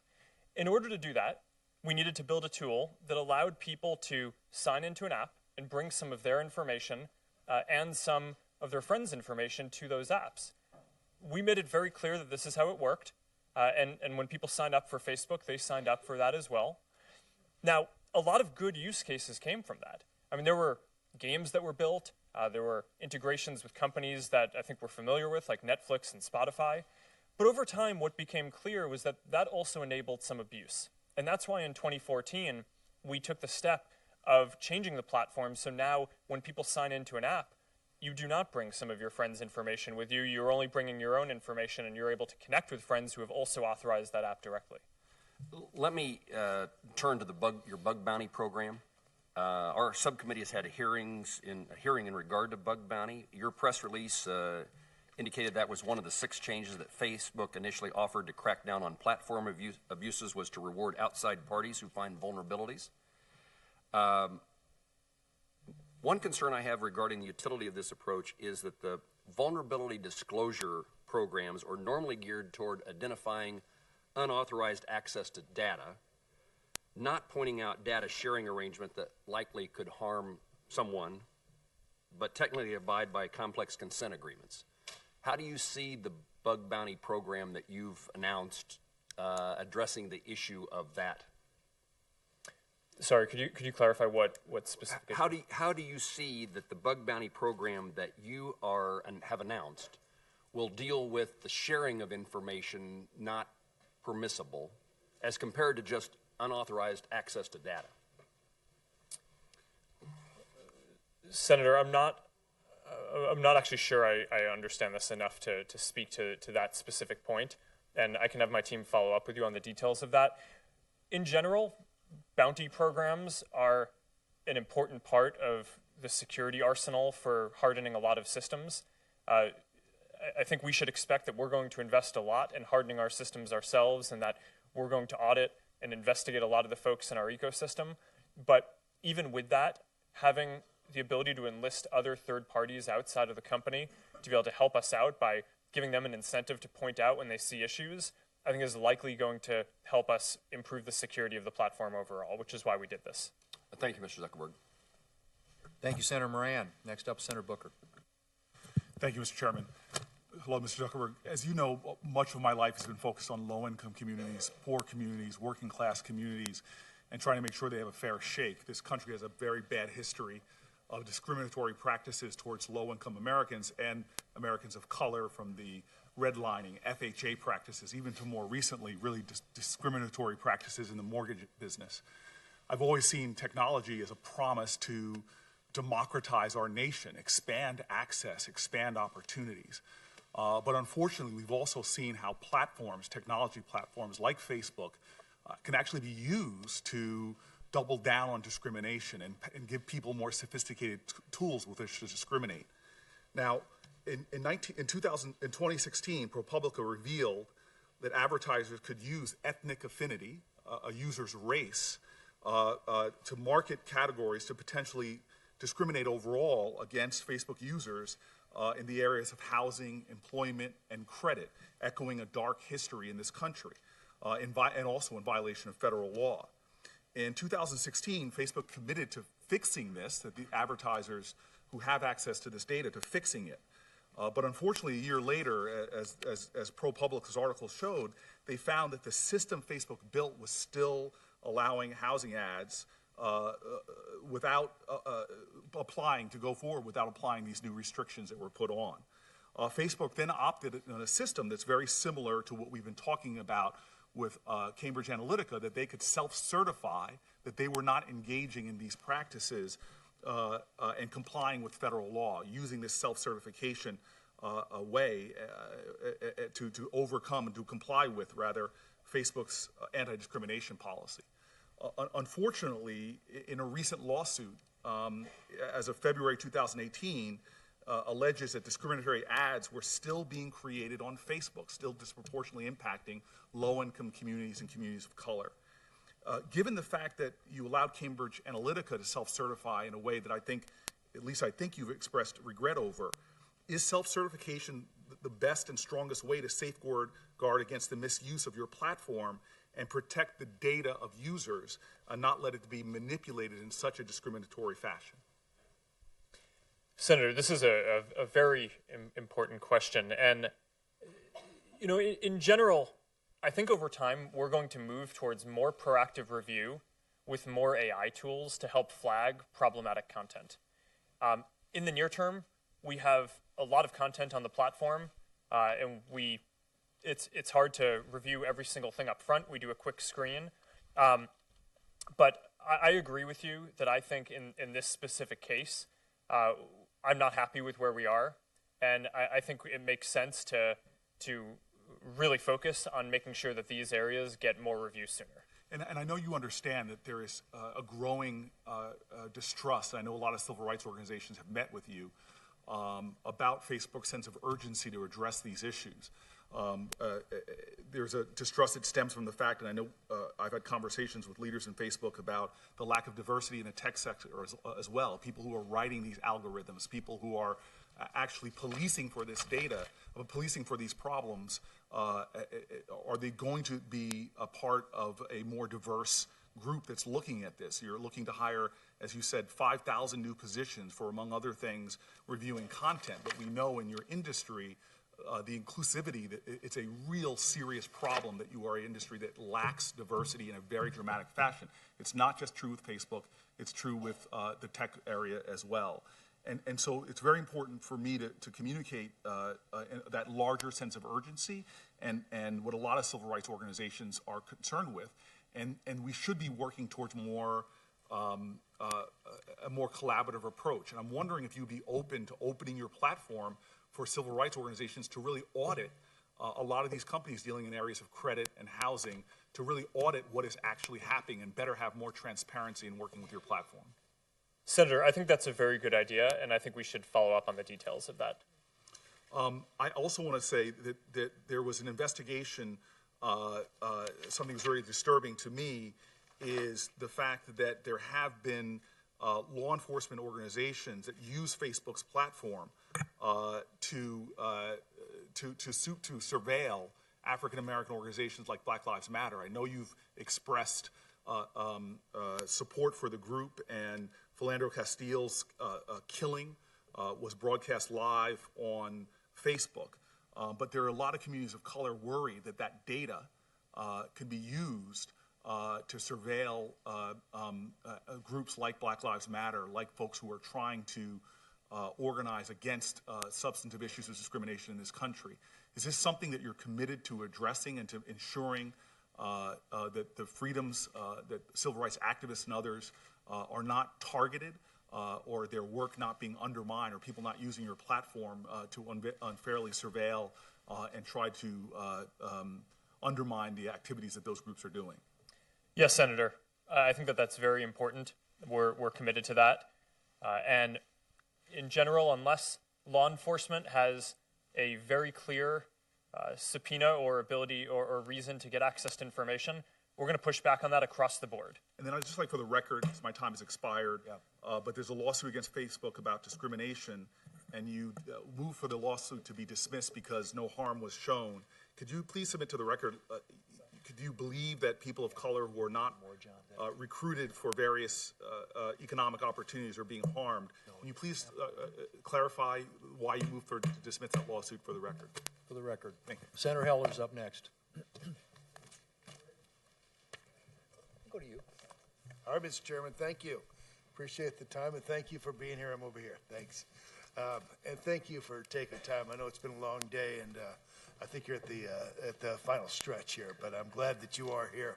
Yesterday, Facebook sent out a notification to 87 million users that information was given to Cambridge Analytica without their consent. My daughter was one of the 87 million, and 6 of my staff, all from Nevada, received this notification. Can you tell me how many Nevadans were among the 87 million that received this notification? Senator, I don't have this broken out by state right now, but I can have my team follow up with you to get you the information. Okay. I figured that would be the answer. If after hearing this, going through this hearing, and Nevadans no longer want to have a Facebook account, if that's the case, if a Facebook user deletes their account, do you delete their data? Yes. My kids have been on Facebook and Instagram for years. How long do you keep a user's data? Sorry? How long do you keep a user's data once they, after they've left? If they choose to delete their account, how long do you keep their data? I don't know the answer to that off the top of my head. I know we try to delete it as quickly as is reasonable. We have a lot of complex systems, and it takes a while to work through all that. But I think we try to move as quickly as possible, and I can follow up or have my team follow up to get you the data on that. Okay. Have you ever said that you won't sell an ad based on personal information, simply that you wouldn't sell this data because of the usage of it goes too far? Senator, could you clarify that? Have you ever drawn the line on selling data to an advertiser? Yes, Senator. We don't sell data at all. So the way the ad system works is advertisers can come to us and say, I have a message that I'm trying to reach a certain type of people. They might be interested in something. They might live in a place. And then we help them get that message in front of people. But this is one of it's widely mischaracterized about our system that we sell data. And it's actually one of the most important parts of how Facebook works is we do not sell data. Advertisers do not get access to people's individual data. Have you ever collected the content of phone calls or messages through any Facebook application or service? Senator, I don't believe we've ever collected the content of phone calls. We have an app called Messenger that allows people to message their, mostly their Facebook friends. And we do, on the Android operating system, allow people to use that app as their client for both Facebook messages and texts. So we do allow people to import their texts into that. Okay, let me ask you about government surveillance.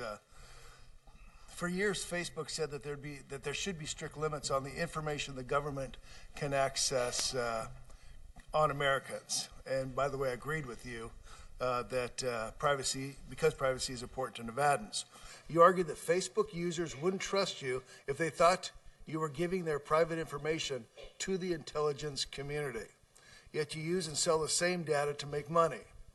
And in the case of Cambridge Analytica, you don't even know how it's used after you sell it. Can you tell us why this isn't hypocritical? Well, Senator, once again, we don't sell any data to anyone. We don't sell it to advertisers, and we don't sell it to developers. What we do allow is for people to sign into apps and bring their data, and it used to be the data of some of their friends, but now it isn't, with them. And that, I think, makes sense. I mean, that's basic data portability, the ability that you own the data, you should be able to take it from one app to another if you'd like. Do you believe you're more responsible with millions of Americans' personal data than the federal government would be?